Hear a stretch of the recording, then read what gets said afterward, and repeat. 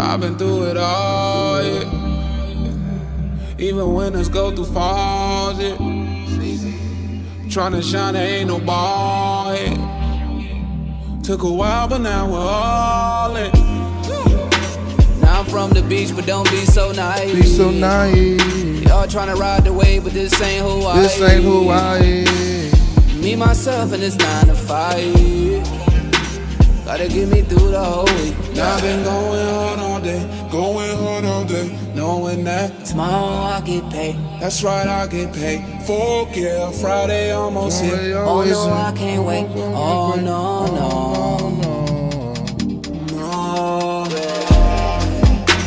I'm feeling good, Can't pull me down, but it's good, cause I'm feeling good. I'm feeling good. I'm feeling good.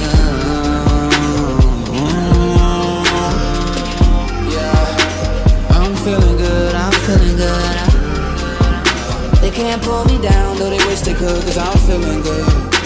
I'm feeling good.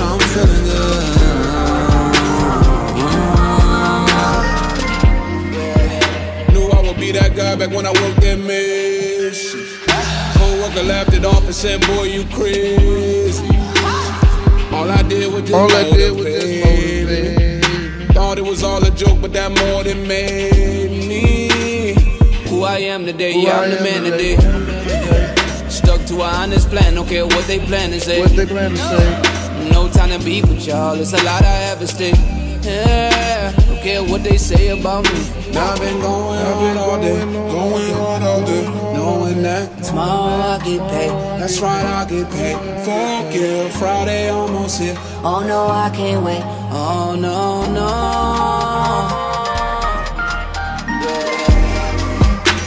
I'm feeling good. Can't pull me down, though they wish they could, cause I'm feeling good. I'm feeling good. I'm feeling good.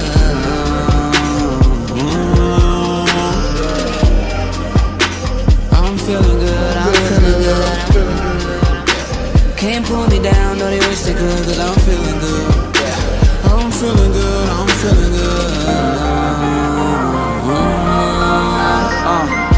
They say live your life, enjoy your day. And let them know, phony employer, take your joy away. Never.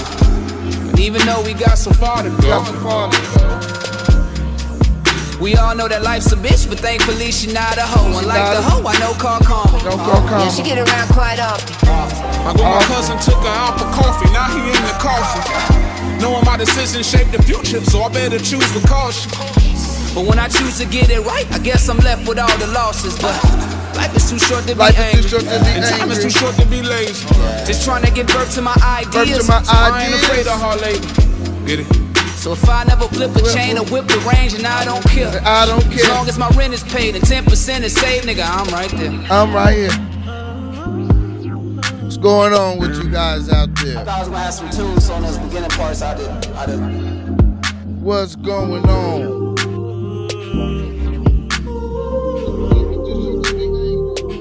Sounds good. I got my sound going on today. Hope everybody's having a wonderful, wonderful day. I don't know what you're doing. Getting off work, going to work, on your way to practice, go get that paper, whatever you're doing. Post up for a minute.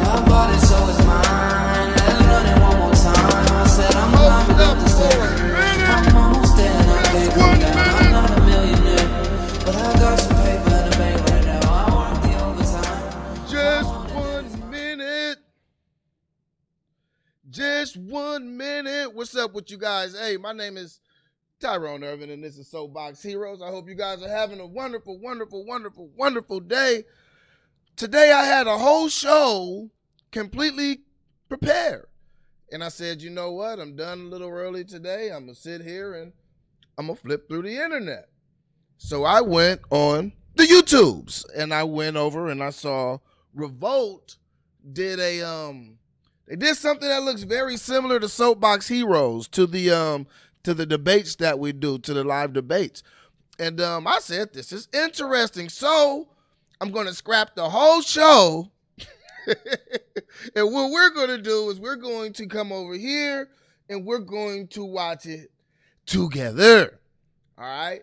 And on this panel, they got T.I., Killer Mike, Candace Owens, some guy with a yellow sweater draped over his shoulders in the summertime. He's there. And Tamika Mallory, I think I already said her. No, I didn't. All right. So we're going to watch that. And that's what we're going to do. And, I'm going to stop it up, chop it up. If you guys got something you want to say, something you want to ask, make sure you do. If you're over here on Facebook, go check us out if you can in the YouTube streets. We are on the Soapbox Heroes channel on YouTube. And so, yeah, you guys, I got some, I went down and I got me some cashews. I got me a little bit of wine. Pour a little bit of that. And look, we're going to watch it. We're going to watch it. And like I said, if you guys haven't watched it, this will be an opportunity to watch it. You get through this, share. Let somebody know what we got going on. But yeah, we're going to get into it. I'm going to go over here and go to the wonderful screen. And we got the Revolt Summit on the screen. All right. Let me see. Turn off that notification. What's going on with you guys if you out there watching? I hope you guys have had a wonderful, wonderful day. Come on back to Revolt. We got over to Revolt. Got to get my yitty on. All right, get the color right for you guys, and we about to get to it. This is going to be fun. I hope. We'll see what you guys think.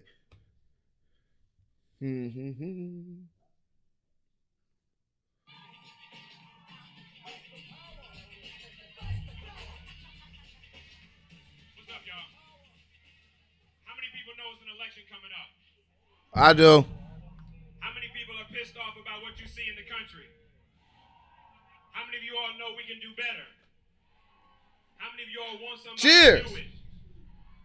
How many of y'all voted in the last election?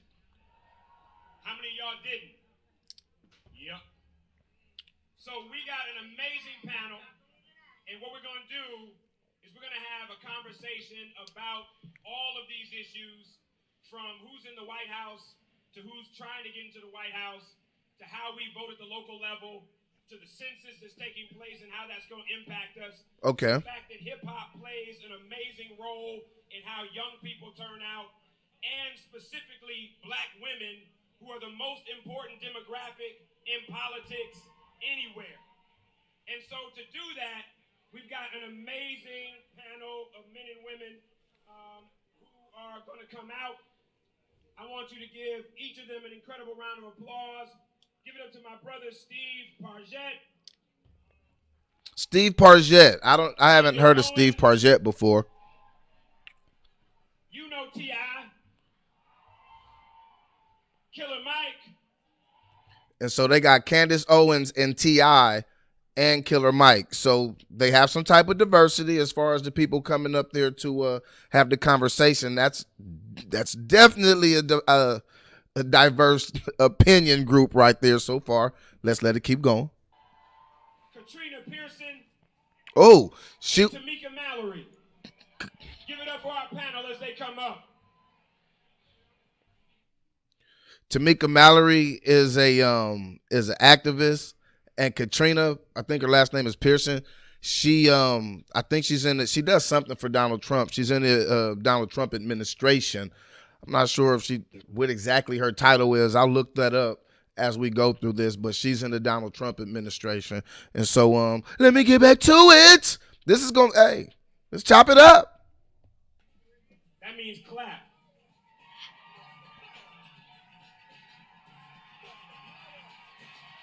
Give it up.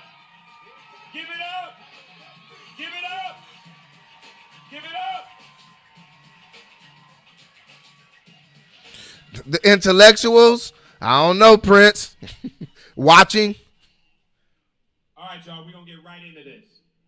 So what I'd love for each of you to do in less than 60 seconds is state what you think is the single most important issue facing us in this presidential election. Single most important issue facing us in this political election in 60 seconds, and then we're going to open up and really get into this conversation. Steve. What's happening? I think the most important thing when I think about young people, when I think He about got the sweater on in the summertime. when I think about this election, I think about the intersection of climate change and the way that technology is going to change absolutely everything. In our lifetimes, what it means to be human is different. In 6 to 10 years, 50% of jobs that pay under $20 an hour are going to disappear. Everything's going to be different. I have a 3-year-old daughter. When I think about her future, when I think about when she's 18 years old, everything's going to be drastically different. And I want to see really, really epic, interesting conversations that are visionary and actually thinking about the future 15, 20 years from now, because I think that the next 3 years is when we really make a decision. Okay, it sounds like he's talking about he wants to talk about the future. He's concerned about the environment and the intersectionality between the environment and technology. There are a lot of people say that technology is going to take over and put us all out of work. Which way do we go? Candace. I would say the biggest issue this election cycle is that we're starting to hear the word socialism a lot in America. And it is something that Candace went straight with socialism. She jumped right into her normal spill. Okay, Candace, I'm going to listen to you. Go ahead. don't think people quite understand what it is. It's killed 100 million people in the last 100 years. If you look at countries like Venezuela, former USSR, and we have people that are making it sound good, which is how these countries tend to vote socialism into their countries before it completely destroys everything the country has. And I would say the second biggest thing for me is that I'm getting tired of the Democrat Party drumming up the same issues every 4 years, taking advantage of the black vote and doing absolutely nothing to fix our communities. What do you guys think? Do you guys think that she has a point right there at all? At all? Or none at all? And this, it's an hour and 18 minutes. Oh, this is going to get good. It's going to get good. Asking us to vote for them again. All right. Tip. So to me, I think the main, I'm gonna run down a list of things, but they all kind of coincide together. I think that homegrown terrorism and crazy white boys with AR-15 shooting up innocent people. I also think mass incarceration, the privatized prison industry, the militarization of the police and how they interact with the people in our communities, and police brutality. I think all Who look old? Who look old, Prince? they seem separate. I think they coincide. I think they correlate. Thank you, Mike. For me, directly speaking, for and on the behalf of the African American community, because I think that when we talk about what's our important issues, a lot of times, Okay, Killer Mike says he's speaking for and on behalf of the black community. All right, here, let me make sure. I think they coincide. I think they correlate. Thank you, Mike. For me, directly speaking, for and on the behalf of the African American community, because I think that when we Okay. talk about what's our important issues, a lot of times, a lot of us try to cover broad ground.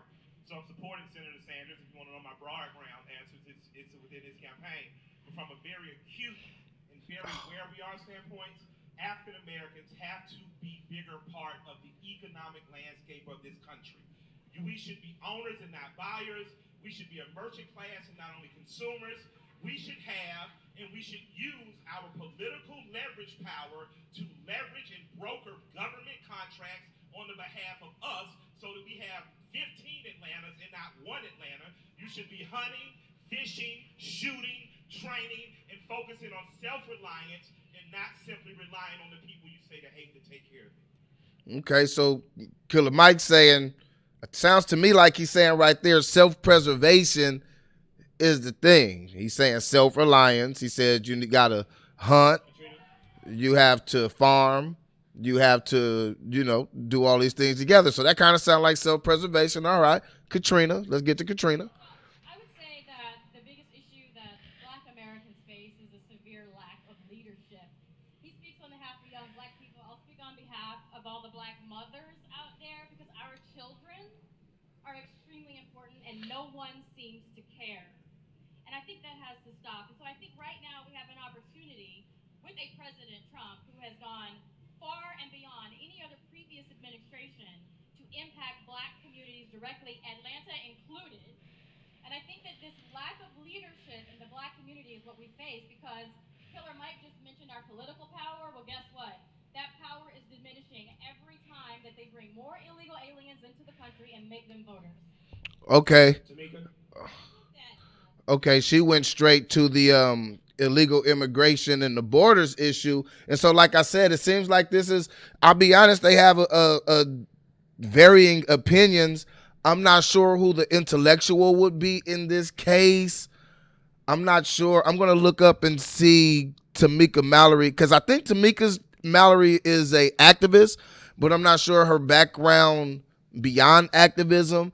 I know Killer Mike is an activist and a rapper. I don't know his background beyond that. T.I., rapper, I guess activist. Candace Owens, activist, I guess. I'm not sure if she would consider herself an intellectual. She may consider herself like a Republican intellectual. I'm not sure. And the guy with the nifty sweater over there, I'm going to find out more about him as we go along. What is the most critical issue of this time is the idea that this generation becomes comfortable with white supremacy being the law of the land and fascism in our government. I think that that is a very dangerous position for our people to be in. And I think that for young people to believe it is normal for white supremacy to be the law of the land is very scary. Now, I need to ask some young people, and if you guys are watching, do you guys think that it's normal for white supremacy to be the law of the land? Because it therefore it stops our potential and our growth. And what we see Okay. happening right now is that white supremacy is actually winning. So I think that that's probably one of the most dangerous issues of our time. Okay, that white supremacy is winning. Ready to rumble! Oh, let's get they about to get loose. Okay, all right.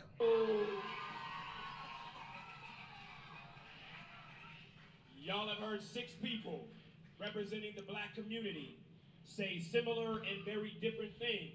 And I think that's dope. I think it's dope because all black people don't want the same thing. And I think the fact that we pretend like all black people want the same thing makes us crazy and puts us in a position where we. Okay, now he says all black people don't want the same thing and that it was dope.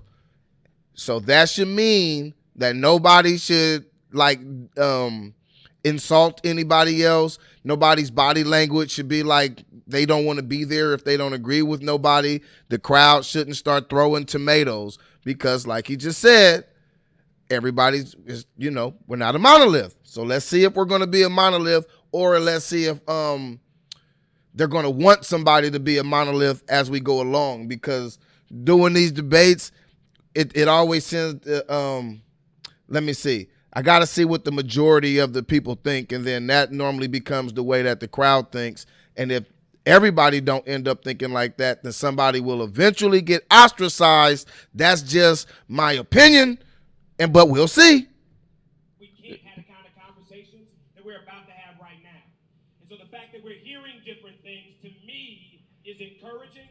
The question is, are we mature enough to have a conversation here at Revolt that they never going to have on MSNBC, CNN?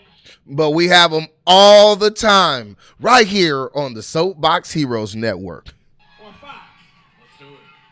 Because I'm being real serious. If you love black people, then you got to be able to look black people that you disagree with in the eye and talk to them like they're human. I agree. Now remember that quote, and let's see if they keep it that way. Instead of yell at them, call them names, or disrespect them. We ain't had none of that shit here.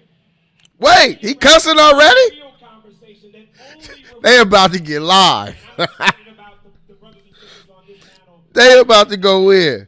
And so what I'd like to get right into is this whole notion of trap the vote. Trap the vote is not just the theme of our panel, but it's an organization. And it's a C3 organization. Trap the vote? Steve, I'd love to hear why you started this organization and what you want to accomplish in this term, in this election term. First off, I want to acknowledge that this room feels like the cookout, and I feel super comfortable right now. This is dope. The cookout. All right. Okay. Talking about the potato salad. That's what we're about to cook up right now, right? All right. So first, I'm a member of a team, and Trap the Vote is about civic engagement. It's about political participation. It's about making sure that young people vote. Um, we talk about youth of culture. We think about the culture today, the most powerful culture on the planet, hip hop culture, black culture that's at the center of it. Is hip hop culture black culture? Or, well, he said it's at the center of it. So is he saying that hip hop culture is at the center of black culture, or black culture is at the center of hip hop culture? And based on the state of hip hop, is that good? I don't know. And every other race of people and young people that are bought into that. When we talk about the fear of gods that Jerry Lorenzo drops, and all the white kids get them, and all the black kids wanted them, and we're all a part of the same streams on our Instagram timelines. This is globally powerful, and I believe that we have a lot of cultural power. I think that we've seen Okay, we do. progressive shift over the past 7 years. Progressive shift. With the Okay. rise of Key people word. all over the country, and young people particularly using their voice and talking about things that they care about. Trap the Vote is about bottling that cultural energy and that cultural power and turning it into political power.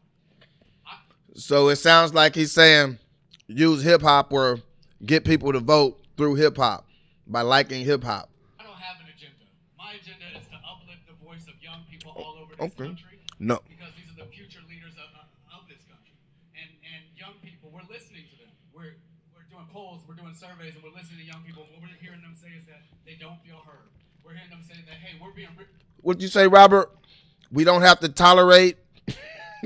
we don't have to tolerate all opinions. We're loud about the issues that we care about, and our political representation is too polarized, and they're not making... What if somebody don't want to tolerate your opinion? Making anything happen for us. We want to make sure that the 17-year-olds, 18-year-olds, up to 35, everybody's voting. That everybody feels powerful, that everybody feels engaged, so that we can usher in a new generation of leadership. We're talking about not only millennials, but Gen Y and Gen Z. This is the future. The future is right now, and I think that we need to take young people more seriously. So that's what Trap the Vote is. I agree. So, thank you so much for that. So Tamika, I want you to chime in and tip you as well on this. So often in black spaces, the language we use to young people about why they should vote is because somebody died for them to vote. Oh, yeah.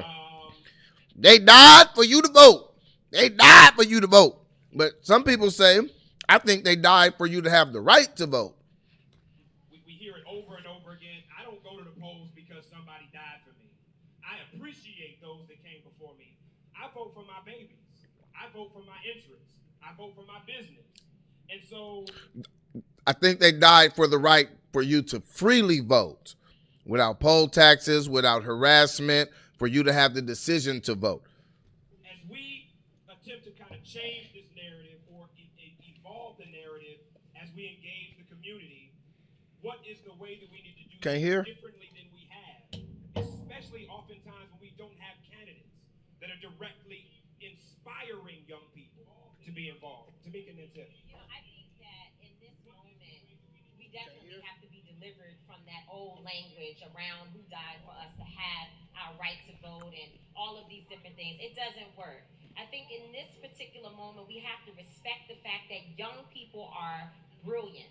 They are reading, watching, listening, and paying attention. And whether or not we value their opinions does not mean it does not count. The only way we can bring young people to the table is to talk to them about the issues that are at the center of what they care about. In their communities, police brutality is an issue. Obviously, education is an issue. Jobs are issues.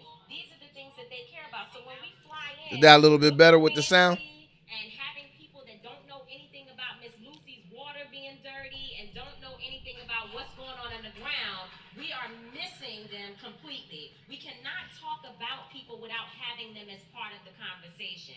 And more importantly, I feel like so many of our spaces, even black spaces where we are organizing, are too elite for the people who we talk about. So if we are organizing without those who are the the strippers, the scammers, the people who have been cast out in our society. If they are not at the front of the conversation, we're just doing something. Ha! She said you got to have the strippers and the scammers at the front of the conversation. I, I, I don't know, Tamika. I don't know about the strippers and the scammers at the front of the conversation. I understand their concerns or maybe the reasons that they have to be strippers or scammers or some of the conditions that they might have to go through that might have them go through that, but have them just at the front? I don't know, Tamika. To make ourselves feel good, we're not really doing anything for the people in our community. Yeah, I I agree. I agree 100% with what Tamika said and what you said. I don't think that people should be motivated to vote because of who died for them to vote. I think they should be motivated to vote because of the decisions that are being made affect them and affect the people that they would die for. You understand what I'm saying? I think that one of the main issues is we wait too late to start. I agree with that. To try to motivate young people. This should be a conversation in first grade, second grade, third grade, all the way up through high school. Not wait until you're 18 and it's the first election after your 18th birthday and then try to explain the importance of voting to you. I think it has to be like a mindset that is developed over time. And also, I mean, I know you said you don't have an agenda, and I appreciate that because we need people like you. But I do have an agenda. My agenda is to liberate my people, teach them to love each other again, revitalize my community, create a self-sustaining, financially stable ecosystem that will be present. All right. I like that. I like that. If you want to revitalize your community and heal your community, then you shouldn't. I hope you don't kill 20 people in your next album. For generations to come. Don't get mad at me. I'm just watching TV. And you can't do that without putting the proper people in office that have similar interests and a passionate, just a passionate need to fulfill these voids, whether it's education, whether it's employment, whether it's just proper opportunities for us and access not a seat at the table. We want the motherfucking table. You know what I'm saying? Wait a minute. All right. He say we don't just want access to the table. We want the whole table. And I completely agree with that because I always say, why do we always want a seat? But I do remember him just a couple weeks ago giving somebody props and saying that it was a good thing that they have a seat at the table, that we have a seat at the table. So which side is it? Do we just need a seat at the table or do we need our own table? Or does it matter who it is? We don't want a seat. And I'm tired of asking. You can never continue to ask the motherfucker who's oppressing you to stop oppressing you. You know what I mean? So why are we doing that with the NFL? And you all behind it though, like you're for it. You're for making them change and asking them to please stop oppressing us and not building our own. But here you're saying that we should. I get so confused. That shit it only happens by leverage and force. And our leverage is our culture. Our leverage is the power of our dollar. And until we take control of that and redirect that to the places and the people that we need to redirect it towards, then we'll always be in a position where we got a hand and asking a motherfucker to do something for us. So with that, because I want to. I agree with what he said, but I just from watching him and listening to other things, it just seems like he doesn't mean that fundamentally for himself. Like maybe it sounds good for the panel, but just 2 weeks ago he was talking about how good it was to be sitting at the table with the NFL for Jay-Z. I don't know, man. Build on that, and Candace and Mike, I'd like you to chime in here. If that is true, and I'd love to hear that if you all think that is true, then we really shouldn't be acquiescing to the agenda of either party. I like that, Mr. Moderator. Now let's see who squirmed, because he said we shouldn't acquiesce to the agenda of either party, and now we're going to see who's party affiliated, because they're not going to want to stay down this line of conversation. Essentially should be developing a agenda that is ours and forcing them to respond to that. But so often we are simply saying, I want to support Trump or I want to support this candidate, and it becomes a party decision versus forcing them to know what our vote is worth. I agree. So I'm interested, because both of you are on different sides of the aisle, how is the best way to engage a two-party system? I'm on the black side of the aisle. We represent. Okay, say he on the black side of the aisle. Okay, I hear you started off. That's a nice talking point, but let's hear. Two different candidates, but I'm on the black side of the aisle. I'm on the side wherever the good potato salad is. So we just. And then what's the black side of the aisle? When just 3 minutes ago we started off by saying we're not a monolith. So let's not turn us into a monolith here 15 minutes into it. You know what I mean? So are we? So I hope. Well, I'm going to give him a chance to elocute, hopefully, what the black side is. And again, the moderator is asking about parties. Why do we need either party? And how do we make them, recognize our power? So let's see if he stays on that. I'm gonna let my sister speak first, but I want everyone to know my political interests start and end with how I grew up in Atlanta. So it's just a little foolish for us to say that we don't inspire children by saying someone died for your right, because the people. So Killer Mike, he don't agree with me. Well, yeah, they did die for your right. So I think he does agree with me. All right. People who oppose you glorify their heroes. I am a proud American. Let me say that first. I have no problem saying that because I am provided an opportunity in this country that I travel around the world other black men and women don't have. Now, it is my responsibility to take that opportunity and create more opportunities by way of economy, by way of having a platform to speak on the behalf of, and by way of making sure my constitutional rights and privileges are honored, which is why you hear me, who stands a lot of times with people on the left, say, I don't give a fuck what them niggas talking about. I'm not giving up my gun for nobody, because the Second Amendment promises me that. I speak and say what I like because the First Amendment promises me that. So Mike, no. I don't want you to stop. What I want you to do is tell me about the process, because you and Bernie have been riding hard, but I'm interested in knowing what was the conversation. So but it's bigger than Bernie. Yeah, so he want to know what's making you choose one side or the other if you don't care about parties. Because remember, the moderator said, we don't need either parties. I'm paraphrasing. He said, well, how do we show that use our leverage to get what we want and stop aligning ourselves exactly with one party? And Killer Mike don't want to kind of get into that. You know what I'm saying? So let's see. Let's see. We're going to keep it local. I'm talking about Atlanta. So he took it off the national stage. He brought it over to Atlanta. All right.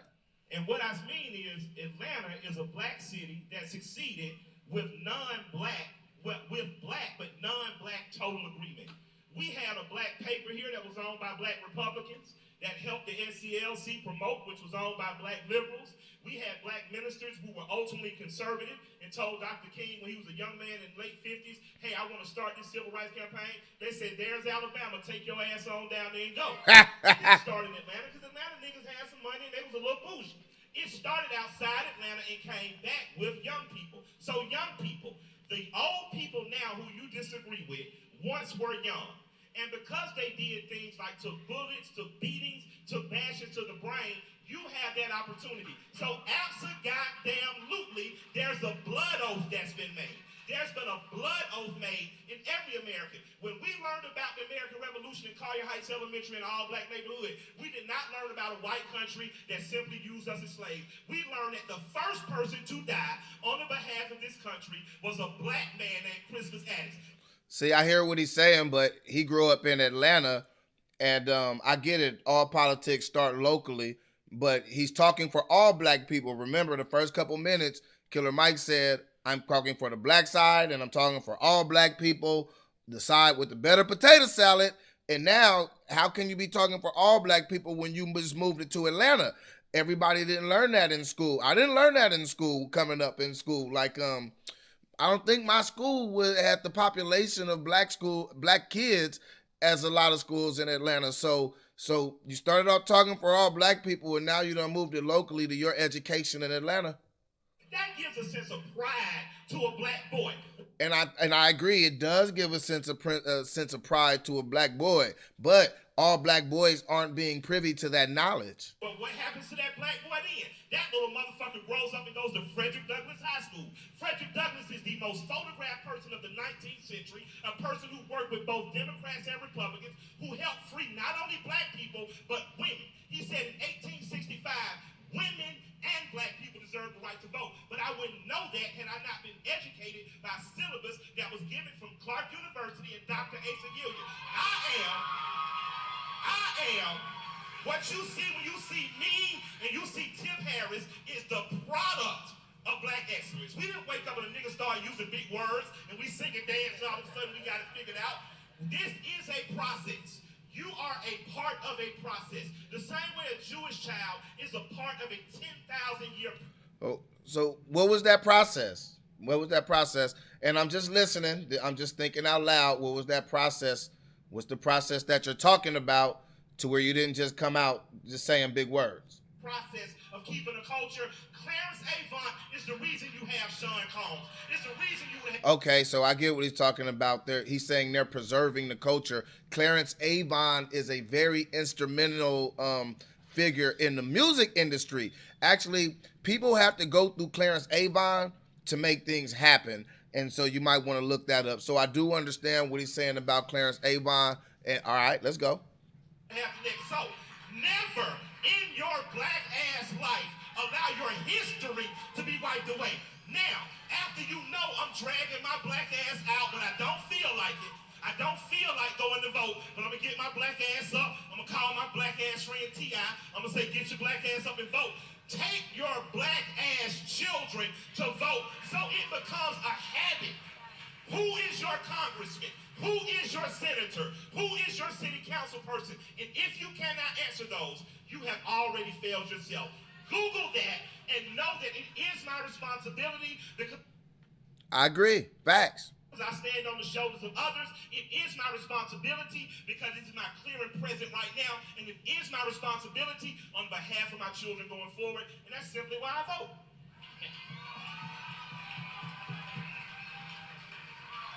And I appreciate that. And I think the context, no, I'm serious. I think the context you made between knowing and teaching our history versus the messaging that we're using are two different things. Because I totally agree with you. I still have the question for you nonetheless, because I think you have negotiated with people. And he never answered, because what he's trying to ask him is what's making you rock with Bernie so hard. Like, you know, and I'm sure Killer Mike has said his reasons in the past. I'm sure he's reiterated it many times. But the moderator, that's what the moderator is asking him, and he's just not getting to it today. What your support looks like in ways that a lot of us have never negotiated. The same way business people have sat at the table with people and negotiated deals that other people can't negotiate. So I'm curious in knowing, what does the negotiation look like with a candidate when you say... Why don't he just ask him, what did Bernie Sanders do to make you vote for him? Why are you so tied in with Bernie Sanders? Why don't he just ask him? Just ask him, man. Spit it out. I'm going to give you my support. These are the things that have to be there in order for me to give that. Because I think that's important as we start talking about who we're going to support, and I need to hear that from you. I mean, if you look at our mayor, I've supported Vincent Forrest, who was a Bernie crack. He put forth along a marijuana decriminalization bill. Well, why does marijuana decriminalization matter in Atlanta? I know a lot of... Wait. So he started rocking with Bernie because the mayor of Atlanta decriminalized marijuana, and because the mayor of Atlanta liked Bernie Sanders. Okay, so I guess he's saying that his mayoral candidate aligned with Bernie Sanders and did something he liked, and so that made him want to rock with Bernie Sanders. That's what I'm getting. If you guys hear something else, let me know. The young men who are my sons and Chip's son age, they get a bullshit marijuana conviction. All of a sudden, their Hope Scholarship ends at Clark, ends True. at Morehouse, ends at Georgia State.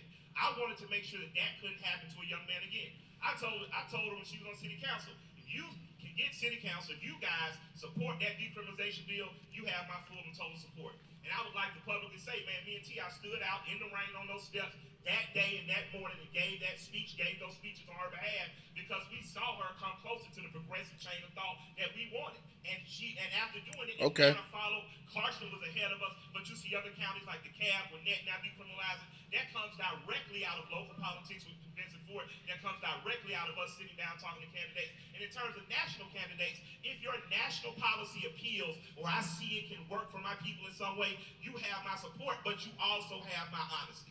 And my honesty is always going to tell you what I do and what I don't support. But like black folks say, what I do and what I don't fuck with.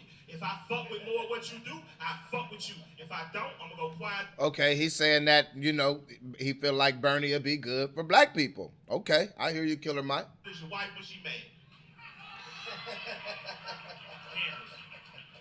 Same thing on the other side. How are we negotiating? What is the negotiation tactics so that we're not acquiescing to somebody else's agenda, but being clear about ours in the process of giving them our support? Well, I would say the first thing is that it's important to identify what our agenda actually is. And I think that the most important thing for people in this room to understand is that there is a very small window. Right now, the black vote is the most important vote in the country. There's a very small window before our vote's not going to matter. These conferences won't matter, and us sitting here won't matter. Because illegal immigration, if you're looking at the numbers... All right, now see, both of the conservatives, they jumped on illegal immigration from the start. From the start. All right, let's hear her out. Every new birth in this country, 60% of all new births are Hispanic Americans, and the Democrats are about... Listen, you're saying, let me get to the point. I'm going to tell you what's wrong with... But you see, let her speak. Let her speak. If you don't want to be a monolith, let her speak. Just listen. It might be something she's saying that is correct, and it could be 98% wrong, and it could be 2% right. But listen. Just listen. Look at he over there. That's rude because, they just said that they're going to have, it's not going to be monolith, and everybody want to speak, and everybody want to be heard. So come on. With it. I say illegal is the new black because it's true, and there's a reason why they're advocating for open borders. Right now, our vote means a lot, but new... And see, that's why a crowd will act the way that a crowd acts, because of somebody's body language. Because if T.I. is more popular already than Candace Owens, they're going to feed off of his body language. So if he looking at her like she crazy and he like leaning forward and like, yeah, whatever, then the audience is automatically going to feed into that. So she's almost, whatever she's going to say is almost going to be useless. Births of black Americans have stagnated. The population growth within black America has stagnated. So the things that I pay attention to are the numbers. I pay attention to the birth rates in this country, which is why I'm pro putting something down to stop illegal immigration. The second thing that I think is really important, and you may have heard me testify in front of Congress, is the illiteracy rates that are facing black America. 75% of black boys in California can't pass a reading exam. Across Baltimore, they looked at 5 schools. They couldn't find a single black boy that was a single black child that could pass a basic reading or a math exam. So I caught a lot of slack because I said this is the Democrat plantation, but I meant what I said. If you look historically at what the plantations were when we were slaves, there were 3 things that were necessary for them to run. The first was our ignorance. Black Americans were not allowed to learn how to read unless we would have our... But then, too, I know she's going to say eventually, because they always say that a lot of these Democratic cities or have Democratic mayors, but a lot of them will have Republican governors, or, the city council will be all mixed up. So sometimes you got to look at more than, a little deeper than just what she's saying. Limbs chopped off. And that was because an educated mind cannot be enslaved. So the fact that our schools are in this condition in the inner cities and all throughout America, and not a single candidate is talking about it, is problematic to me. I think that that's a huge negotiation. I agree with her. I agree. Tool for me. We need to be talking about... I agree with that, about the schools, how they're not talking about the schools and the reasons why the schools are so bad and fixing them. The inner city schools. Another component, and this is the biggest issue that I think is facing black America today, which was important to maintaining the plantations, was the breakdown of family. The biggest issue facing black America is father absence. We have children that are growing up without their fathers in the home, and that is being incentivized by the government right now via the welfare system. When the government says we'll give you more money if you don't marry the father of your children, you are incentivizing bad behavior in our community. What happens when you remove a father from the home? This is why I do not mess with feminism at all. I'm not with it. This breakdown and mocking masculinity, making it that's agreeable. seem like there's something wrong to be a man. All of this contributes to the breakdown of family. When you remove... Hey. They out there in the crowd going hamster on her. They going ham. But let's see if they go ham on everybody else on the panel with the same energy, or if they just disagree with her because who she is. I think sometimes we get too busy into disagreeing with the messenger and not listening to their message sometimes. They could be off, like I said, 98% of the time, but they could be right 2% of the time, and that 2% could be something valuable. So I'm just listening. Let's listen, y'all. Hey, hold on. So, hold on, brother, hold on. There's going to be an opportunity for each of you to engage, but I want to make sure this sister has the right to talk while she's here. That's why we invited her. So let her say what she needs to say, and then let's keep... See, that's responsible, T.I., telling them to calm down, because you know he knows his power. He knows his power. He know they're going to pay attention to him, so he get him to hush. All right, T.I., cheers. Good looking. Keep it moving. Come on, y'all. The single motherhood rate in the 1960s in Black America, and they thought that... Now, I want to finish this. This is on your behalf. At a certain point, we can't be assholes. At a certain point, these are black men and women, and in particular, these are black women. On some real G shit. It doesn't matter how you feel about her personally. Everything she has just said, Louis Farrakhan said for the last 25 years. So wait a minute. Hold on. I dropped my peanuts. Killer Mike. All right. Keeping it 100. He said y'all need to stop. Calm down. And he said she's saying the same thing that Louis Farrakhan be saying. So, I'm trying to show you my peanuts. I need to show you my peanuts. So, basically, he's saying, hey, don't be hypocritical. All right, Big Mike, Killer Mike. Okay. You okay? So, with no, and I don't know if she's a fan of Farrakhan. I know me and Speak are. Bam. But you cannot take the truth and be mad at who tells it to you. So just chill, bro. Shut the fuck up.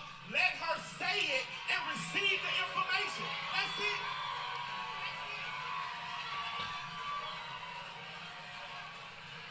That's what I'm saying. I apologize. I digress. Thank you. Mike, thank you so much. I want you to continue because I was listening. Yeah.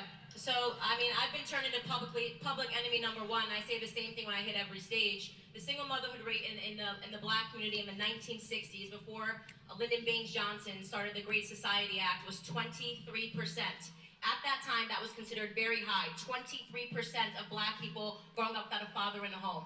The single motherhood rate in the black community today is 74%. 74% of our children are growing up without a father in the home. I think the problem with Candace Owens is she makes it like black people are only the problem. Like it has nothing to do with anything else but purely black behavior. I think that's where people get the boo in her. And I don't know if she hears that or if she does it on purpose. But that's what I think happens because I'm hearing it right now. Because although, and with certain people, they will spit facts. And so you got to be careful because she might be spitting facts, but it's still another context to it. There's still more nuance to the facts because even though you get numbers, you have to look at the way you got to those numbers. Let's get back to it. It was Barack Obama, who I don't even really, have anything for, who told you what happens when you remove a father from the home. You're 9 times more likely to end up in prison. You're 6 times more likely to drop out of high school, and you're 12 times more likely to lead a life of poverty. Why is nobody talking about father absence, and why do we keep being silenced when we actually do? This is what black conservatism is, by the way. It's really not. Is that something we should be talking to about, you guys? Absentee fathers or the absence of a father in the home?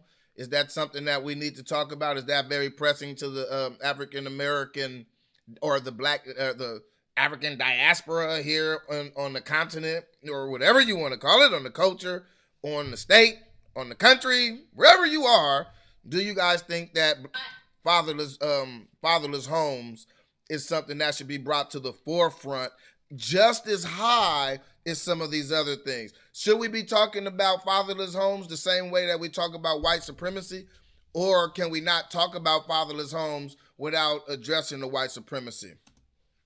It's not that controversial. So Tip, I'm gonna let you come in a second, but I want to make sure I get What's up, Love Life? Katrina in here, and then we're gonna open this up a little bit because at some point I hear all of this, but the issue is we still got to elect people and we still got to create power from the local level, state, and national. And so there's a plan that has to be in play for us to be able to deal with some of this stuff. So Katrina, I want to hear from you as you've been engaged in this current administration. What is it about this administration that makes you so confident that it has the ability to deliver what a black community that this president is often in opposition to can't? See, and that's that, and the way he formed that as a moderator, I mean, it's slick because he put her on defense by saying the person that she represents is in opposition to people. And so that's almost like saying, hey, how are you? Are you still beating your wife? You know what I'm saying? To somebody that you have, you're not giving them a chance to even frame it the way they want. So I would like to see how she bounces back from that and what she said. Well, I think that's a great question. It leads to what I said was the biggest gap in the black community, and that is this vacuum of leadership. When I first met President Trump, and I had heard him years before he actually ran for office talk about certain things that I felt were really important to me as a black mother, not just as an American or as a voter. But what he has done since he's been elected is he's proven himself. He has given more money to HBCUs. He just eliminated $300 million of debt from hurricane relief from HBCUs, just gave them another $100 billion more, on top of what no one wants to talk. I'm going to have to fact check that stuff, but it sounds good, but I'm going to have to do some fact checking. Talk about, like those at MSNBC and CNN, are opportunity zones. There are 9,000 opportunity zones that was established by the Trump administration, including probably 24 counties right here in Atlanta, in this state, in Fulton County, where he has put up hundreds of billions of dollars of investment into black communities. Not just impoverished communities, but black communities. And to me, you put your money where your mouth is. This president has done that. So what you should do, all the young people in the room, we've heard we don't have a voice. We hear disenfranchisement. Well, guess what? Who has been in charge of these communities for the last 4 to 5 decades? I knew it was coming. Exactly. So wait a minute, no, wait. I knew that was coming. They always say that. I'm loving where we're going. I'm loving where we're going. And y'all hear Tamika Mallory say that's not accurate. Let's see if she inserts why it's not accurate, or if she's just gonna say that's not accurate. Let's see. I love the fact that, to me, promise zones sound a whole lot like empowerment zones from the Clintons. And neither party delivered on making sure that legitimate development took place in our communities. And so I'm interested, Tim, and you coming in, especially on this economic piece. Sure. How do we begin to really deal with that? Because the federal government creating zones has normally been the places where gentrification starts first. Okay. All right. So they're saying that them federally created zones are normally the first place where gentrification starts.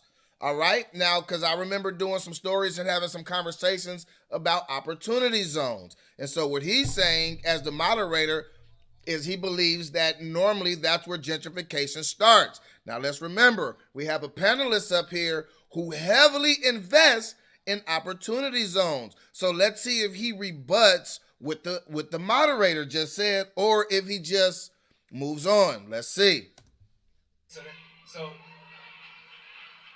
that was my point. I had a question for both of you young ladies, and you and Candace, we've spoke many times, and you're extremely a brilliant young lady.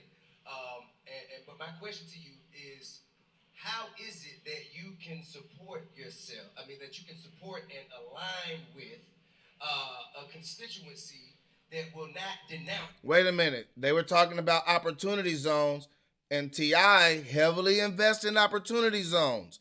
And the reason that I'm saying something about that is because we keep talking about, like, I hear them keep describing themselves as progressives and progressivism. Like they're saying we're progressives. But if you're extra, I don't know, can you be a progressive and be a super capitalist at the same time? I need to ask meme knowledge data or best case scenario if you can be a capitalist and you can be a progressive at the same time, especially if you're like a super capitalist. White supremacy. So that means your son or daughter, or or any of your brothers or any of your family members, if they are caught out there by a policeman who is in a covert, undercover white supremacist and get gunned down, this constituency will have absolutely nothing to say about it. Please let me answer this question. Please let me answer this question. And we can't, and although what you're saying is, Look at her body language. She like, oh, I don't want to hear it. I don't want to hear it. I don't want to hear it. Her body language sucks too. And T.I. is trying to get a direct answer out of her. And so he's, I get it. I understand when you want somebody to give an answer. He haven't gave her a chance to answer, but T.I. is just stating the question. But so far, he has avoided talking about the opportunity zones, as the moderator just said, is the starting point of gentrification. And T.I. went and lobbied for more opportunity zones. So I always say that I believe a lot of these activists or rappers or whatever that they want to be, I believe personally that they benefit greatly from Trump's policies. And I also think behind closed doors they might go vote for him. But let's get back to it. a lot of the things that you're saying are absolutely factual. A lot of the things that you're saying have merit, but I can't even get to that before I address the disregard for young black lives. I love and it. You will not speak up on it at all. Love this question. I will All address of the it. things that you spoke on, from opportunity zones. I love that we're talking about white supremacy. Okay, I'll answer the question. I say, excuse me. I didn't interrupt you. I said, I ain't interrupt you. I ain't interrupt you. If I may. If I may. You talking about opportunity zones, and I will never have anything negative to say about the financial benefits, the tax breaks that come from the Republican Party. What I just say? I've said this 100 times, and I have people get mad at me. I've said it specifically in regards to T.I. and Jay-Z. I said they directly benefit from Donald Trump's policies. I'm sure they like the tax breaks and the stuff that happens for rich people. And people jumped on me and said, no, he don't. No, they don't. No, he don't. So out of his mouth, just now, let me go back. Just a little bit. Any of your brothers or any of your family members, if they are caught out there by a policeman who is in a covert, undercover white supremacist and get gunned down, this constituency will have absolutely nothing to say about it. Please let me answer this question. And we can't, and although what you're saying is a lot of the things that you're saying are absolutely factual, a lot of the things that you're saying have merit, but I can't even get to that before I address the disregard for young black lives. I love it. You will not speak up on it at all. Love this question. I will address it. All of the things that you spoke on, from opportunity zones. I love that we're talking about white supremacy. I'll answer the question. I say, excuse me. If I may. You talking about opportunity zones, and I will never have anything negative to say about the financial benefits, the tax breaks that come from the Republican Party. See, that's what I'm saying. They like a lot of the Republican Party. They're basically Republicans. They just don't like the fact that they don't say more about black people. But I keep trying to tell people, fundamentally and financially, behind closed doors, they Republicans. He's saying it right now. When it comes to financial, he said he can't be mad at the Republicans because the tax breaks. If you rich, you love them. And that's what I'm trying to say. Man, I hope more than the four of us watch this just so maybe one day I can have a little bit of vindication because he's saying the same thing I be saying himself. And I get beat up for saying that he feels like this. Say it one more time, T.I. To that, before I address I'll address the it right now. disregard I'll for address young it right black now. lives, I love and it. you will not I love speak it. up on it at all. Love this question. I will All of address the it. things T.I., that you I love spoke it. on from opportunity zones. I love that we're talking about white Okay, supremacy. I'll answer the question. I say, excuse me. That's funny every time. My bad. You talking about opportunity zones, and I will never have anything negative to say about the financial benefits, the tax breaks that come from the Republican Party. See? And that's what I'm saying. But those tax breaks, those financial benefits coming from the Republican Party directly hurt the same people you up here trying to say you fighting for. That's what I'm trying to say. Man, come on. How he get on the panel? And I'm not hating. It's not hating, but just listen to what I'm trying to say.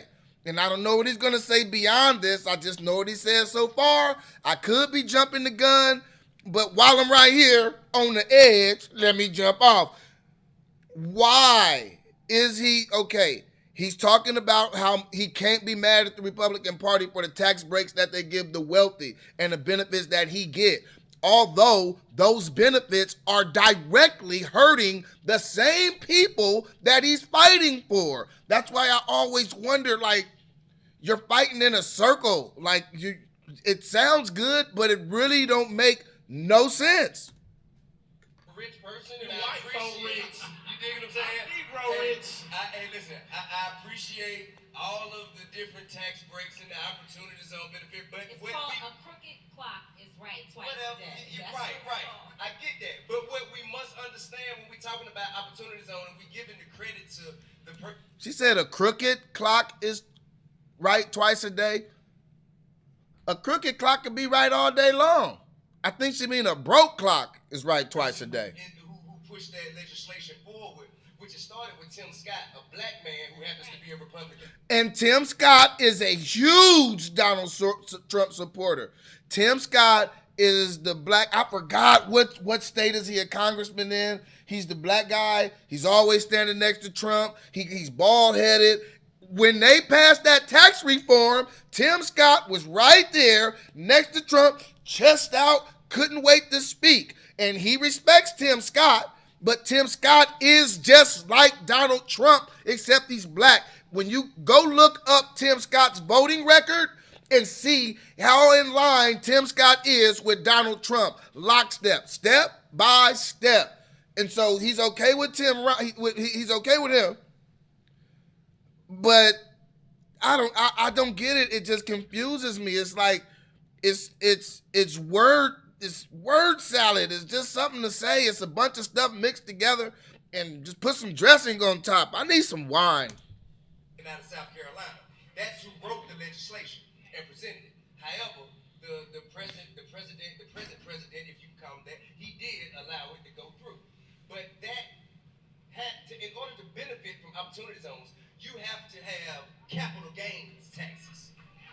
It ain't many black people in these opportunity zones that have. And that's absolutely true. You got to have capital gains taxes. But when T.I. went to go lobby for more opportunity zones, he didn't lobby for the rule to be changed to where you don't need capital gains. He didn't go lobby for programs for people to be able to get loans or some type of grants to go invest in these opportunity zones. He didn't lobby for none of that. So even though he know the problem with it, all he went to go ask for was more opportunity zones for rich people just like him. That's my point. He's a super capitalist, and at the same time, he make you think he out there fighting for the little man. He telling you right in your face. He's not. It's just something to say. For the gains tax, to be able to reap the benefits of these things. Therefore, there will be billionaire corporations, other people who ain't from these communities, and guys like you coming in here building shit that we don't need, like trap museums, doing shit that don't help us, but they do that so they can shelter their taxes. Now, I've been investing in opportunity zones all my motherfucking life. You know what I'm saying? So I'll be damned if anybody gonna benefit from it and it ain't gonna be me. So right. So if the rich white people could benefit from it, you can too, right? No matter how it do your people. I get it. But I actually know the need of the community. You have these systems in place, but the people who have the most most ability to take advantage and who are readily able to take advantage are the people who have absolutely no genuine interest to do anything to support this community that they're coming into. There's no real tangible investment. They're just doing it to shelter their tax dollars. So thank you, Tip. Well, hold on, Katrina. I want Candace to He should say, we're doing it to shelter our tax dollars because he's no different than the people he's talking about. He just said it. I do it all the time. And go look it up. He went and lobbied for opportunity zones, for more opportunity zones. He didn't go lobby for more opportunity for the people who can't afford the opportunity zones. He went to go try to get some more stuff for some more rich people. to talk about your first point, and then Katrina, you respond to the second point. All right, so to tackle the white supremacy thing, your question was a fallacy because you said you insinuated that he has not denounced She hit him low by starting off with, it was a fallacy. white supremacy. Yes. Go to somebody please, go to his Twitter feed right now. Right now, He go said, back to who the is the shootings. KKK? He said, no, because we gotta tell the truth. He I said, said, who stop. is the No, KKK? Ah, now this is the beauty. When you have two people sitting next to each other, I hope nobody could run. They got phones, they got the Googles. She right there, he right there. Let's find out. cutting me off, right? There we go. Now we're even. What he said was that. Ah. What he said was that there was good. No, on both let me sides finish. of white Stop. supremacy. That's what Because he you guys said. are so That's hung not what he up said. on That's not Charlottesville, what he said. and nobody heard the entire clip. I want to talk about why we get manipulated. I'm being serious, guys. I'm not even trying to make this like a contentious moment, because this is literally why Black America loses right here. And see how he looking at her like she's crazy? If you and I'm gonna play this later on the streaming online station, so you won't be able to see it. So T.I. is leaning back in his chair, got one arm up on the top of the chair, and he giving her that you crazy look. And he's literally sitting maybe about 2.5, 3 feet away from her. He's in a chair right next to Candace Owens. And so when the crowd starts to react, before she can say anything, they're more or less reacting off of what they're doing what he's portraying. He's giving off that energy, so the crowd is reacting to it because naturally he's more popular, more people like him, and so they're going to react with him. Now, if he acted like he was interested in what she was saying, the crowd would act different. Because we allow people with cameras to go hear a whole speech like they do this to me all the time.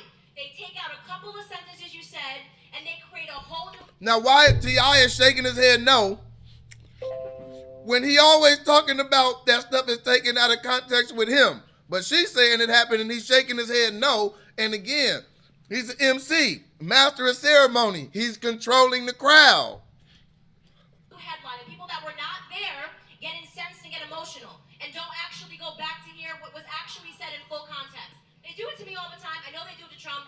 He has denounced white supremacy so many times. It's something north, somebody counted up 24 times, and it's on his Twitter feed. So if you want to fact check me, go back to a couple of weeks ago when the shootings happened. He said America is no place for white nationalism or white supremacy, and it's an issue that has to be tackled. I'm paraphrasing, you can go find it. Although he calls himself a nationalist. He calls himself a nationalist. Stop. You can fact. See, they're just giving sound bites, but they're not giving no full context. She's saying he called himself the nationalist. What else? What was he talking about? What did it mean? Let's look up nationalists. Let's put it all together and see the context. Not just he said that he's the nationalist, the nationalist. So let's see what it means. And I hope that Candace Owens is correct in what she's saying. I think the problem is with Donald Trump is it takes him a long time to say anything, and he doesn't condemn when like white mass shooters go do things. He doesn't condemn them. He don't condemn them right away. He don't say too much. And so I think that's what the problem is. But let's see where this goes. Fact check me. I'm either lying to your face. You can go on Twitter right now. You can do it live. So which one do you want us to believe? The first thing he says or what he says after the media comes after him? No, I'm talking about... Fair point. Fair point. Because the first thing he said was that you're asking a different question than T.I. did. T.I. said, how can you work with an administration that has never denounced white supremacy? You're talking about Charlottesville. I'm talking about talking points that come out later. But what he starts with is racism. That's what comes out his mouth when he starts. See? And let me tell you something. And let me tell you why the black vote is the easiest vote for Democrats to keep for the last 60 years. All they have to do to get our vote, let me tell you something. If people know what you fear, you are the easiest person to control. The Democrats have figured out that black America is emotionally responsive to the word racism. She says racism, you jump up and you start cheering. You haven't even listened to what I... Man, I know it's going to be some people that get mad at me for saying that, but in a way, I do agree with her. I do think that sometimes we are trained to be emotionally sensitive to the notion of racism. And racism is when it's real. It's definitely out there, but I think we are trained to be oversensitive to sometimes just the notion of it. And that's why she gets the reaction that she gets, because I personally don't agree with Candace Owens maybe about 70% of the time. But I can listen to her. She does have some points. And as Killer Mike elocuted earlier, she has some points. He said that she was saying the same thing. She says the same stuff that Louis Farrakhan says. And so don't get mad at me. I'm just parsing the waters here, parsing the words. I'm just listening, and this is what I noticed. What you guys notice out there? I said to rebut it, okay? Sure. But it's the... 100%. The biggest issue, let me finish. The biggest issue facing black America is not white supremacy. When Trump said there were good people on both sides, he was talking about the fact that some people that were in the Charlottesville rally, and he could have paraphrased that better, he could have said something better, literally came there because they don't believe that statues should be torn down, okay? Other people came there because they were upset that amongst the people that came there to watch the statue be torn down were also white nationalists. So what he meant was there were some people that were just there using their First Amendment right. There were some people that were there to respond to the white nationalists, and a big mess happened. I'm not trying to defend him or relitigate a situation. I'm saying that being hung up on that is allowing you to not look at an administration that is tackling so many issues in black America right now. I would challenge somebody to go look that up, to go back and watch the whole first press conference, the first press conference he did about Charlottesville, and see if she's telling the truth. All these things could be fact-checked. They could be fact-checked, and then we can see if people are just reacting off of little bites or if what she's saying is accurate. And so I don't see no reason to yell and scream, because we can all just go see. We can roll that tape. I do not consider myself a Republican. I definitely am not a... She says she don't consider herself a Republican. Okay. Democrat, but Trump woke me up. I used to be liberal. Trump woke me up to the idea that we're being manipulated by the word racism every 4 years. So wait. Every 4 years. They call everybody racist. All right, we're going to get into this, because what I'm concerned about is, how is that any different than the fear that Trump has created in poor whites? Great question. Oh, moderator, I got to give it to the moderator on that one, because Trump has created a certain fear in poor whites, and it's not just Trump that created the fear. It's their fear of being taken over, everything changing. I think it's just the fear of a loss of power, a fear of change. Everybody's afraid of change, and I think they see dynamic changes on the horizon. The fear that Trump has lifted in poor whites, that black people and poor urban people are their problem. Right. When did Trump ever say that? That's a fallacy. When did Trump ever say black people are the problem? Make America great again. That's when he said it. Guys, but I'm not on the panel. That so was I want to make Ronald sure. Reagan's slogan. Was that racist when Ronald Reagan had it as a slogan? Yes, what time? It was. Yes, let me ask you. So that's slogan. Okay, so she's asking, was "Make America Great Again" racist as a slogan when Ronald Reagan had it? And T.I. is really excited. I see you, T.I. jumping for joy. Let's see if he answers her question or if he hits her with a counter question and never answers her question, but puts her back on her heels with a question that she's going to have to answer. Let's see. I know these tactics. I be seeing them. Let's see what he do. Please answer this. I have a question. Wait. Please just allow me just one outburst. Please. Just allow me one outburst. I have a question. When you say "Make America Great Again," which period are we talking about? The period when women couldn't vote? The period when we were hanging from trees? I'll answer. Or like the crack era? Which period in America are you trying to make America like? So I actually think that I would totally rock a hat. Look, he sat back like, ha, got you with that one. I hear you, Tip. He saved up all month to cash that check right there. Let's see what she say. Although he did avoid what she was talking about originally by just asking her another question and never addressing her concern. Right now that said "Make Black America Great Again," because No, Black Make America. We're talking about Make America. That wasn't the question. I am answering your question. Which period was America great that we're trying to replicate? Which era was it? Tell me. I think I'll answer your question. Tell me. I'm ready to answer your question. Which era was it? What? Which era was so great? Here's the thing that you guys are forgetting. America was actually one of the slavery was all over the world. All over the world. You ain't answering the question, Candace. I think Trouble Man got you troubled, woman. He got you troubled. You ain't answering the question. You backpedaling. T.I. got you backpedaling. Although you don't notice that he didn't backpedal your question. He just ducked. He slipped and parried and punched you, and he never answered your question, Candace. All right, T.I., I see you with the duck. And now Candace is backpedaling on back to the conversation. America was, I'm not saying it's okay, so why are you saying, oh? Amen. America was one of the first countries. I want to like you so bad. I'm trying to answer your question. Smart. I want to like you so much. I can't answer the I want to question. hear you. I want to be able to hear them. I want to be able to hear them. Answer the question and you're just You see Puffy in the front, he said, let this go. Let it go. Mm-hmm. Okay, Puffy know how to maximize that dollar. See what's gonna keep you watching. And I'm watching. You right. Diddy, you right. You right. I say slavery is all over the world, which is a fact. Why are you booing a fact? Because you're making light of. No, I'm not. You're making light I of haven't the gotten into my enslavement points. I'm not of making. people that look like us. You can't make light of that.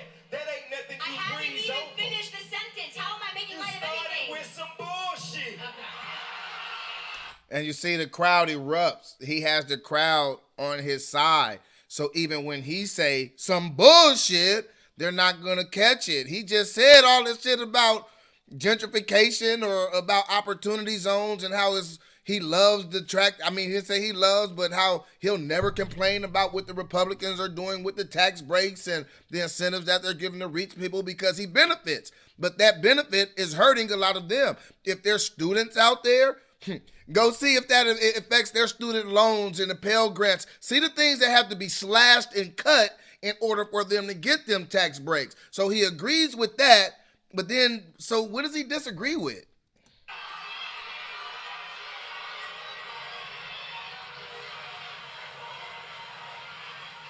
He said, keep it going. Puffy telling him, keep it going.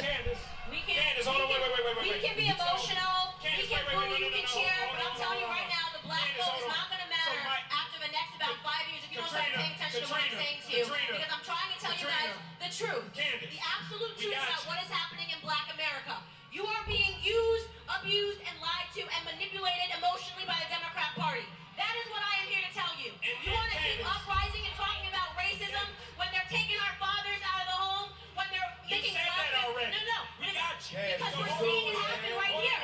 Right here. I'm telling you it, and you're being responsible. He got her all riled up. He was just like, I got a question. I got a question. You tell me when is America great again? And then like now that she's just as riled up, he's like, "But it's cool. It's cool. It's cool." Because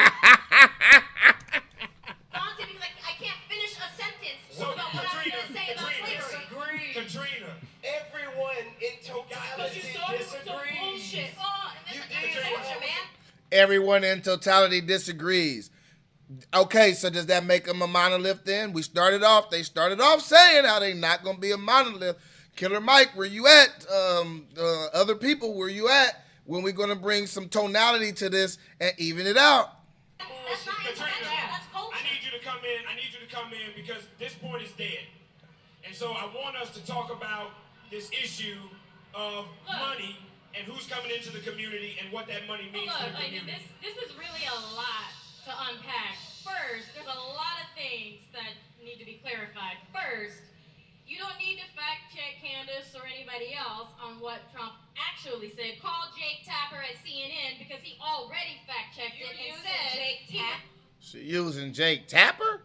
Whoever said that, yeah, I'm saying it too. pulled out of context. So it's already been fact checked in the media, number one.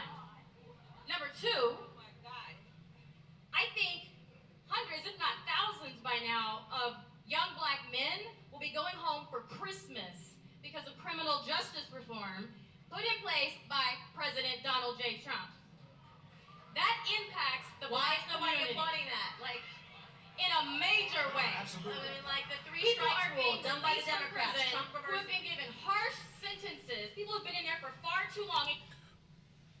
They're talking about the Criminal Reform Act? Okay. You know how that happened? Because black people who are woke went to the Oval Office and said, how can we help black America? President Trump says, whatever I can do, I'll do it. You want your basketball players coming back from China? I'll help you with that. You want ASAP Rocky? I'll make that phone call. Come to the table. He is willing to help. See, they not listening. And they got it. And look, and some of what she's saying, it is a little bit of hyperbole. I don't think he's just doing it like, oh, great, let me help these guys. Of course, there's a political motive, but look at the crowd. They're not even going to listen. They are there. They're there as fans. They're not there as somebody trying to get an intellectual debate or some type of clarity or get fed something or learn something. They're there as fans. You could tell by the pattern in which they cheer.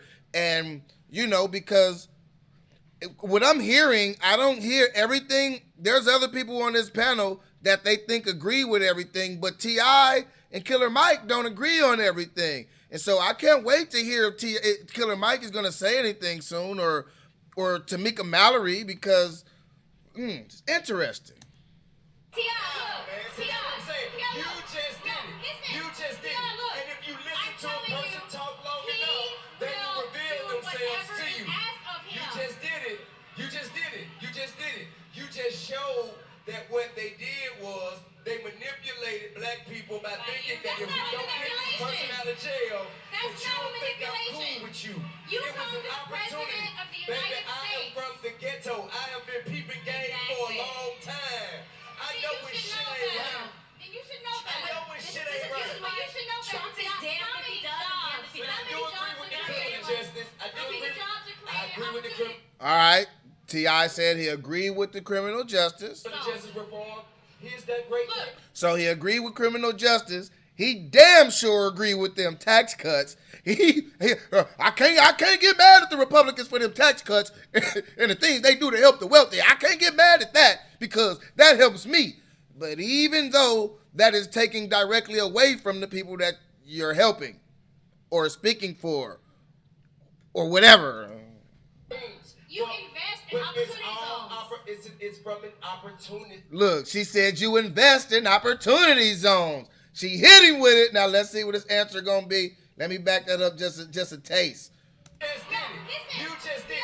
And if you listen to a person talk long enough, they will reveal themselves to you. You just did it. You just showed that what they did was they manipulated manipulated black people by thinking that if we That's don't not get this person manipulation. out of jail, That's that you not don't think I'm cool manipulation. with you. You It was come an to the opportunity. president of the Baby, United I am States. from the ghetto. I have been peeping game for a long time. I Then know you when should shit know ain't better. right. Then you should know better. I know when shit ain't This is right. why you should know better. Trump is damned if he does and damned if he But I doesn't. do agree with the criminal justice. I do agree with the criminal justice reform. Here's that great Look, things. you invest in but it's opportunity all zones. it's from an opportunist perspective. Okay, you hear him? She said you invest in opportunity zones. He says it's in an opportunist perspective. He's saying I'm an opportunist. He's saying I'm an opportunist. Why ain't nobody booing? Why ain't nobody booing? Because if Candace Owens or if this other lady right here that worked for Trump, if she said I'm an opportunist, if she said I invest in opportunity zones because I'm an opportunist, they would be booing. T.I. is telling you I'm an opportunist. I do things that's going to benefit the rich. He's rich. I'm not saying that I'm mad. I'm not saying I'm not. But he's flip-flopping right in front of your face on certain things, and nobody's booing him. So the crowd is a very one-sided crowd. And look at Big Mike. He like, can I please say something? Look, can I please? They call me Big Mike, not Little Mouse. Let me say something. But let me go back a little bit more, just one more time, so we can get the full context of that. For a long time. I know when shit ain't right. Then you should know better. I know when shit ain't right. This is why you should know better. Trump is damned if he does and damned if he But I doesn't. do agree with the criminal justice. I agree with the criminal justice reform. Listen up. Great Look, things. you invest in But it's opportunity all zones. it's from an opportunist perspective. Oh, okay. Look, oh, you see how they help him? He said, oh, it's from an opportunist perspective. Now, the narrator, he jump up. He jump up. He jumps up because T.I. just slipped. He just slipped. And so he jumps up to save him. As a moderator, you don't do that right there because now it looks like that you have an agenda with someone. He said he did it from an opportunist perspective. And now the whole crowd erupt. Because if you look over here, let me see if I can put my mouse on her face. My mouse on her face. You see her body changes because they jumped on it. Look at her. She got her arm out like, see? Listen. And you see what I'm saying? And he was sitting down. He had to jump up, interrupt, and make sure that it didn't. Look, she ain't got nothing to say. And look at him. Look at his face. Look at his face. They protecting him. T.I. is an opportunist. He gonna say it himself. All you gotta do is listen. I am from the ghetto. I have been peeping game for a long time. I know when shit ain't right. Then you should know better. I know when shit ain't right. This is why you should know better. Trump is damned if he does and damned if he But I doesn't. do agree with the criminal justice. I agree with the criminal justice reform. Here's that great Look, things. you invest in but it's opportunity all zones. it's from an opportunist perspective. Oh, okay. So Trump helps, he's not racist. He doesn't help, he's a I want Mike to racist. come in on this. I want Mike to come Such on this. crap, man. If Trump helps, he's an opportunist. If he doesn't help, he's a racist. Mike, I want you to come on this. There's no winning here. He's an opportunist and a racist. Oh, at the same exact time. So damned if he does, damned if he doesn't. So Trump is an opportunist, and that's bad. T.I. is an opportunist, and that's good. Okay. This is why Black America Look, he done put that microphone down. cannot move forward. Exactly right, Because you have somebody willing to put his right. That's another lie. Black America He picked it right back up. has been moving forward generation by generation. That's not true. Go look at the wealth, the property ownership. Go look at the wealth gap between the 1940s and now, and it's the same. In fact, we're doing a little worse.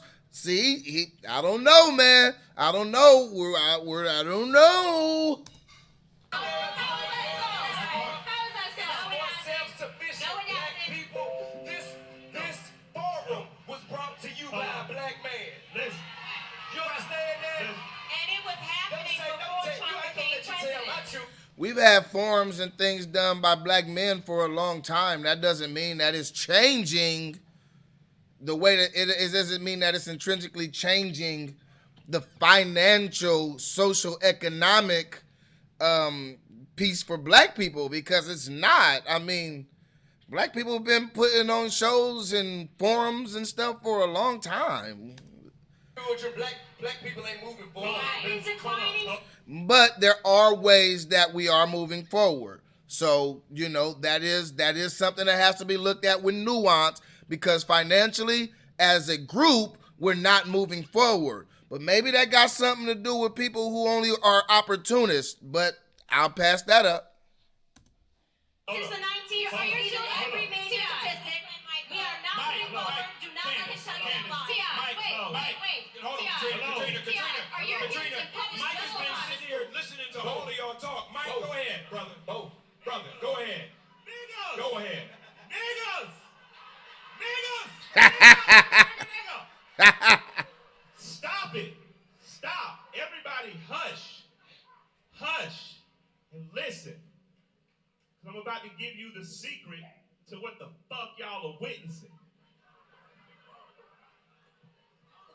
What you niggas, N-E-G-U-S of the royal kind, and niggas, N-I-double-G-S, what y'all are seeing right now are free people arguing over who got the best master. Oh yeah.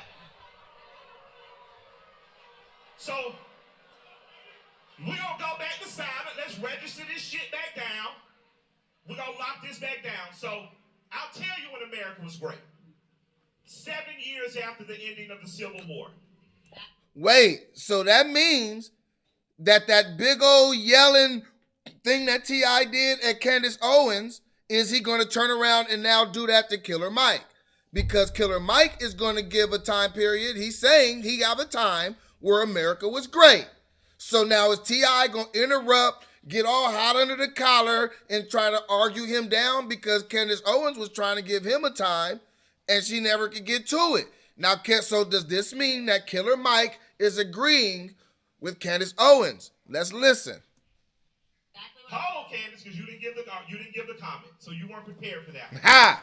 But that's she wasn't ready. That's not to jump on Candace because again, I'm disagreeing with my friend. 7 years after the end of the Civil War, blacks within 7 to 15 years accumulated over 15 million acres of land. And we are not doing better in that capacity now than we were then. Hold on, before we get to clapping, because niggas bought some shit. Black people were the only skilled labor in there. So if it was welding to be done, iron bending, cotton picking, it was black people. So instantly, your value became more. And Candace has a point. The point that she made about illegal immigration affecting you is that it's going to affect you at some point. Why? If the Kegel Chicken Factory is hiring illegal immigrants at an undercut on the rate, it affects the black people who live there who should be demanding $20. Wait, so is Killer Mike saying that illegal immigration does affect black people? An hour because they're being undercut. So when they get wiped out, they have to hire blacks, pay them, and unionize. So she's right on that. But hold the fuck on, I'm not finished. Ha! Hold on.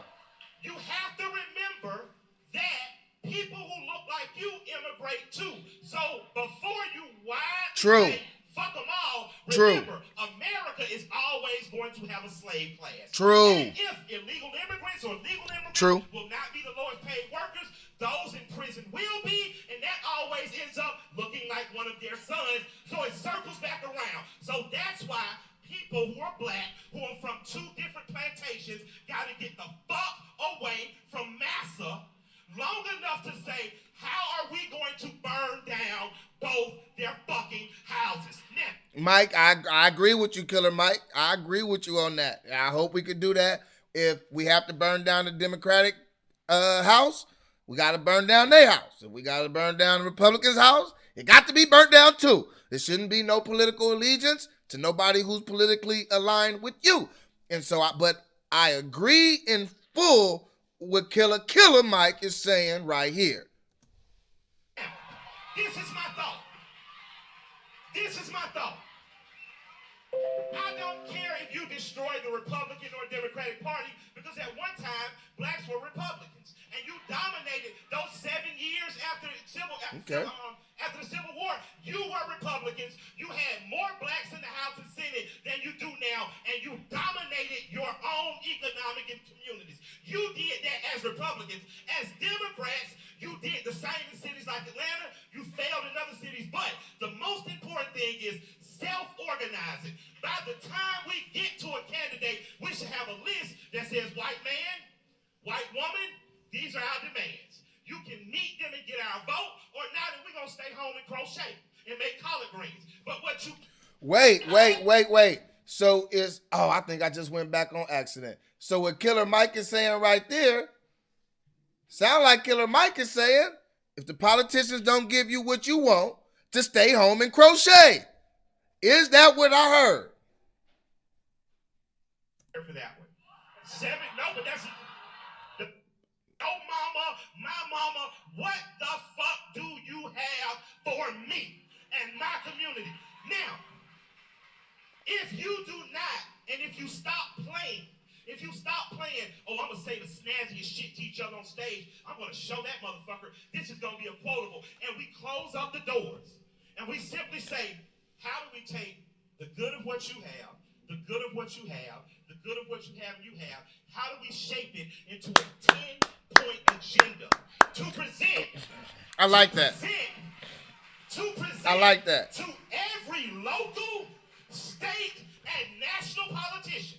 If you cannot meet points on our agenda, we simply can't support you. I like you. I love your casinos, Mr. Trump. I like you, Bernie. I like maple syrup that comes from Vermont. But what do you have for us? Now, when talking about have black people done better, we keep doing better, and we keep getting knocked down. We keep doing better, and we keep doing knocked down. So I'm going to tell people, this is your homework. Fuck trying to convince you. I want you to go home tonight. I want you to listen to Thomas Sowell. I want you to listen to, hold on, I got you coming. You look, my nigga. All right? So, I want you to listen to Walter E. Williams. Yes. I want you to listen to Antonio Moore.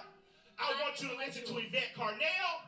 I want you to listen to the economic strategy of Elijah Muhammad and Marcus Garvey.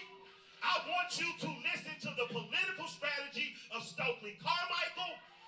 He wants you to listen to everything so you can build your own base. I hear you, Killer Mike. I need you to get on your study. Why T.I. ain't arguing with him the way he's arguing with the women, and Killer Mike is saying the same things, not exactly the same things, but he's touching on a lot of the same points that Candace Owens was touching on, and T.I. was arguing with her. He's sitting there quiet when it's Killer Mike. And prove yourself worthy, shit. And why isn't the crowd getting mad at Killer Mike when he's saying that Candace Owens was right, but they were booing her when she was saying the stuff that he is saying was right? When she was making those statements, they were booing her. Killer Mike is saying that those statements are correct and true, but they're agreeing with him. Like, that's what I mean. People are so fickle, like. Because I'm tired of arguing who got the best master. You are already free. Now, nigga, act like it. Do your research. Do your research and decide what's best for you. Because what's best for us in Atlanta was a black man who said, okay, I'm the mayor now. You want to do business with Atlanta, meaning you want to have an opportunity zone. 29% of all government contracts had to be attached to black people. When he found out that there were no black architectural firms, he said, black people build driveways, we can build airport runways. So he gave the white architectural firms the rights to build the airport. The fucking Herman Russell Company laid the plane. So my thing is, as black people, how are we going to get in a room together, stop fighting over who's master, decide what our agenda is and how to leverage it? I don't care who agrees with Cap or Jay-Z. I care that black people as a whole showed up to work that day. What if nobody would have showed up to work? What if everybody said, you know what, fuck it, my nigga?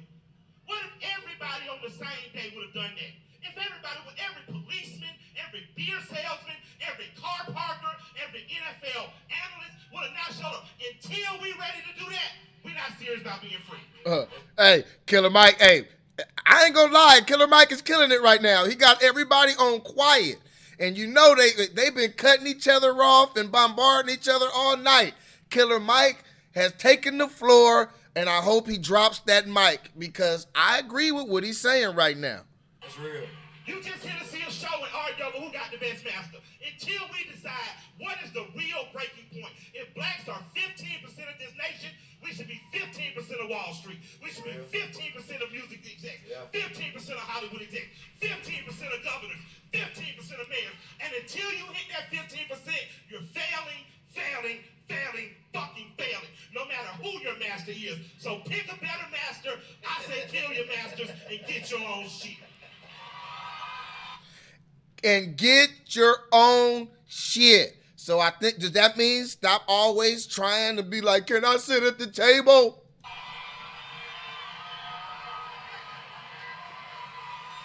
And Killer Mike did kill that though. He did kill that though. He killed that. Yeah. Now, one of y'all has the unfortunate responsibility of going next. Because as Mike lays that down, we got a choice to make. We got a choice to make to continue doing what Mike just said we was doing, or we got a conversation that shifts as a result of that, and as opposed to being divided on lines that don't really matter, beginning to talk about how we move forward differently. And I'm interested in hearing who wants to respond to what Mike said, to talk about how we either make that shift or continue down that road. I like that, moderator, but don't even give him a chance. Just make the shift. You're the moderator. Make the shift. I got chills on my body listening to you talk right now, bro, and I think a lot of other people do too. Because you're talking about power. You're talking about the definition of politics. When you say 15%, I want to hear 15% or more, and I know that we can do it. I'm listening to this conversation. I'm listening to the reactions of people out here, and you know what I'm thinking? I'm thinking that my mama ain't stupid. I'm thinking my aunties and my cousins ain't stupid. I'm thinking that my friends aren't stupid, right? Black people aren't dumb. So when we're talking about semantics and words and what people say, black people, we're about vibration. And he been sitting there quiet for an hour. And when you get to speak, what are you talking about? We're here because Puff invited us. That's music. That's vibrations. We know when somebody's saying something, and we know when something ain't right. You know when you taste that potato salad and something different is in it. Something's wrong, right? What's Congress's approval rating right now? Maybe 15%? So we're having a conversation right now about people that are unhappy with both sides, and that's what's really going on. I want to see a conversation move forward. Well, moving forward. See a conversation move forward. I'm hearing truth from both sides. I might be progressive leaning. I'm listening to young people every day. Young people are progressive. Young people want to see some other shit. Young people are tired of polarized lines and people that are older than them saying the same shit every single day and dealing with the same thing, or things getting worse every year. We're tired of that. We want to see the conversation move forward. We want to see power. So Tamika, yesterday I heard you talk about the difference between an activist and an organizer, and how organizers begin.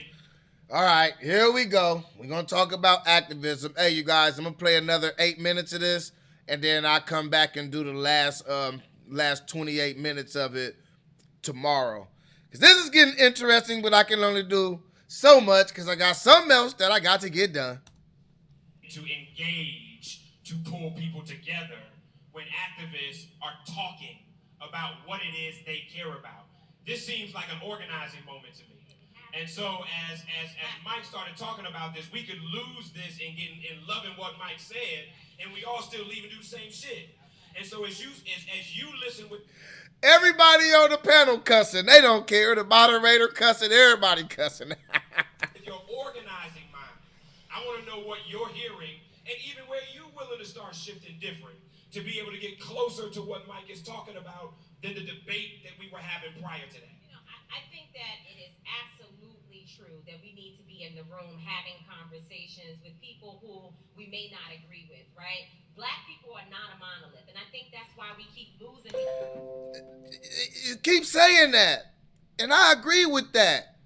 But you guys let the crowd act like a monolith when they didn't agree with somebody with what somebody was saying. But it sounds good to say we're not a monolith. But then when we act with monolithic behavior, they don't stop it. But then they be like, we're not a monolith.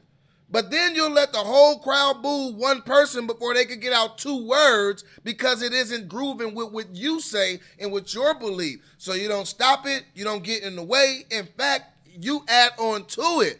But then when it's your turn, we're not a monolith. Like, which one is it? Because we keep trying to force all black people into one square, and that is not possible. And exactly. So stop trying to force all black people into your square. So I agree 100% that we need to be going in rooms together.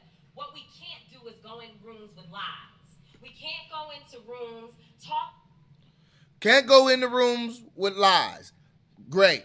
So make sure that we live these things. Talking about things that are absolutely 100% not true, and our communities know it.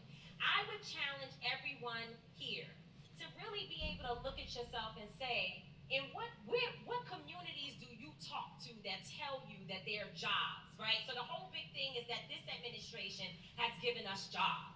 Well, I'm going to let you know that Ray and Keisha that I meet with on street corners across America, they don't have these jobs.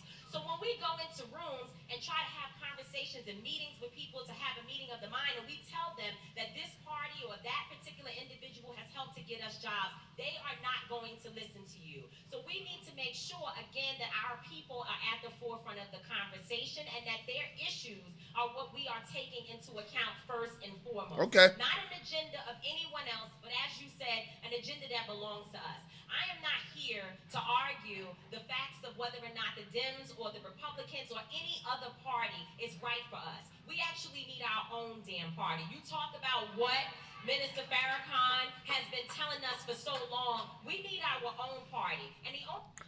Can we have a party if we're not a monolith? Because if we have a party, are we going to have to agree with everything before we get this party? I'm just asking an objective question.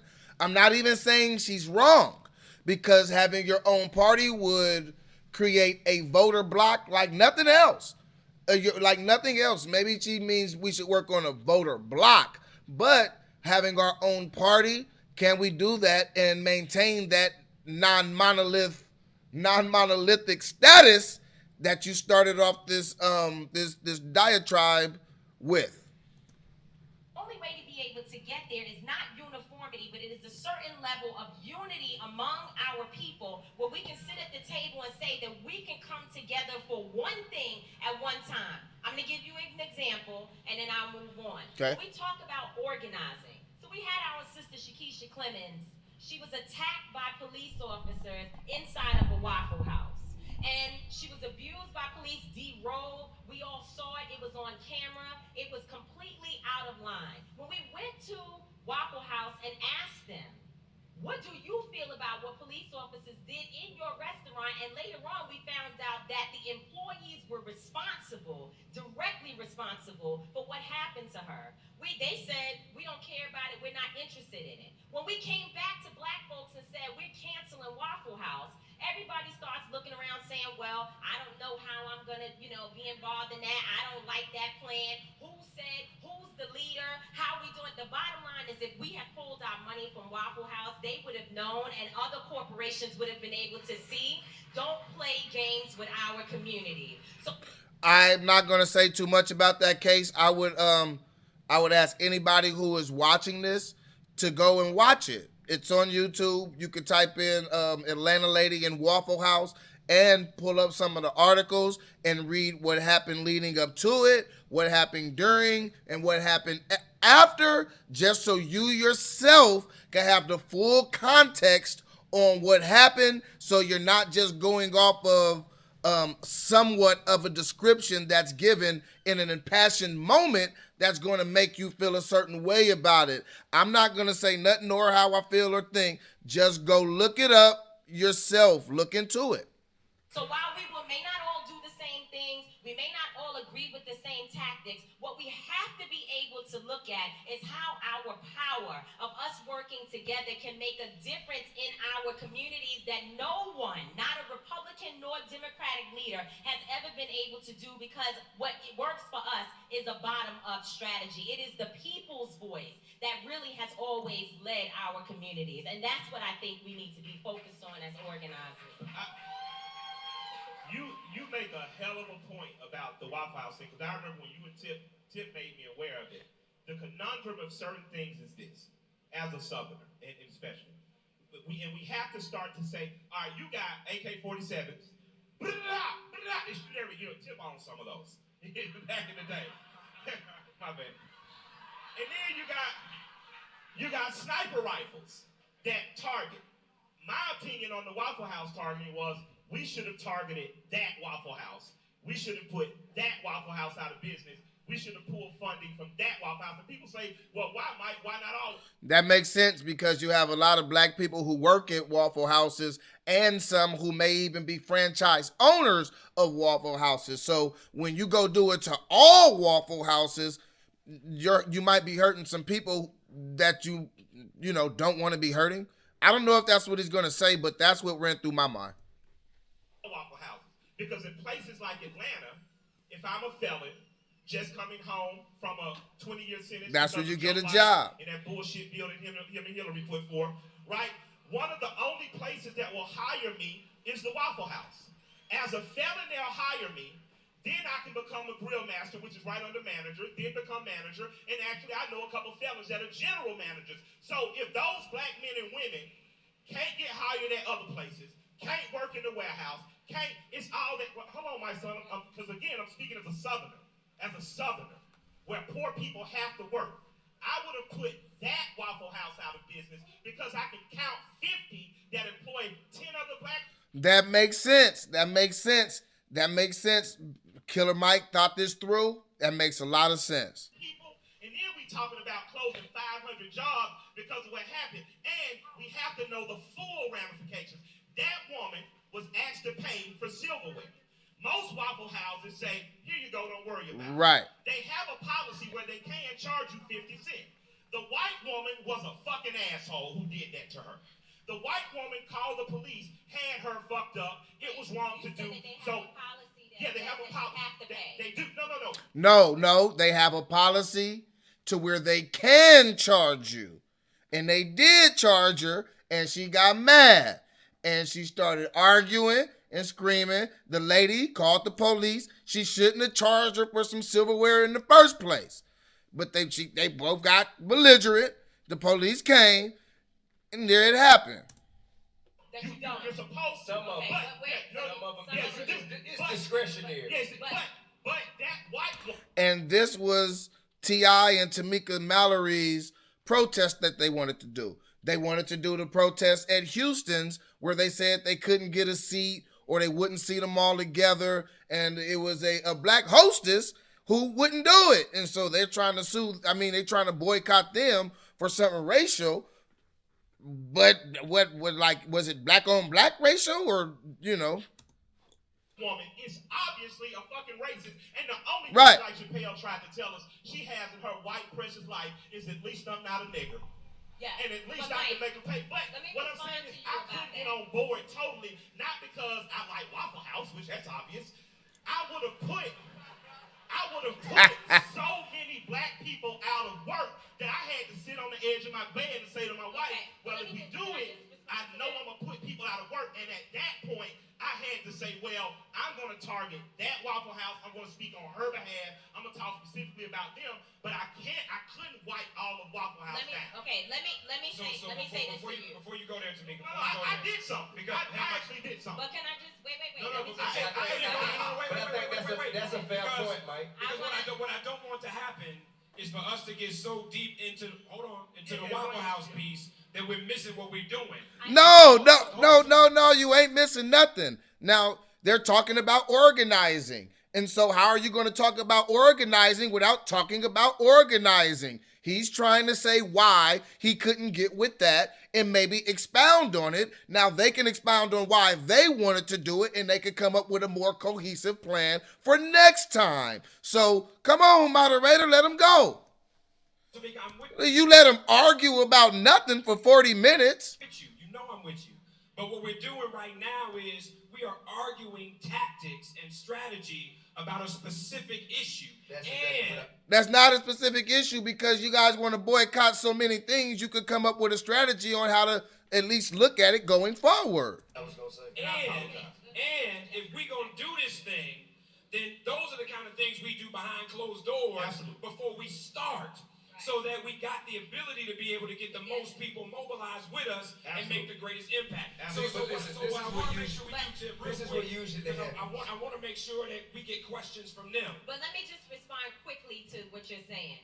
Then what do you do about Anthony Walker for the abuse of black people happening across their network? Absolutely. So I'm just wondering what you have to say about that. My thing is, I don't know why it skipped. We're going to have to come up with new and specific. Like, first time that me and Tip ever talked to Dick Gregory, he cursed us out for 45 minutes. He cursed us out because I think Tip said, well, should we march? Nigga, march! What the fuck did I march for, nigga? We marched 50 years ago. Ancient niggas talk. I asked the man, so what do we do? How can we get better? It's over, nigga. Nothing. Shut the fuck up. Like, but what it made me realize is we're now. Dick Gregory was telling Tip from the start, stop. We're now in a time where the old tactics have to be revisited. They have to be targeted. Like, what can you do about police brutality? One thing you can do is run for local elections, and you can start making it so that you can sue the police pensions, the police unions, and beyond the city. So, because when the city pays, they just paying with your money. Pay with the policeman money. We want the pension money. We want your... I like what Killer Mike is saying because he's talking about real things that would actually affect real change. Now, let's not buy Gucci for 3 weeks or 3 months, but let's still buy all their other products from their other company who owns them.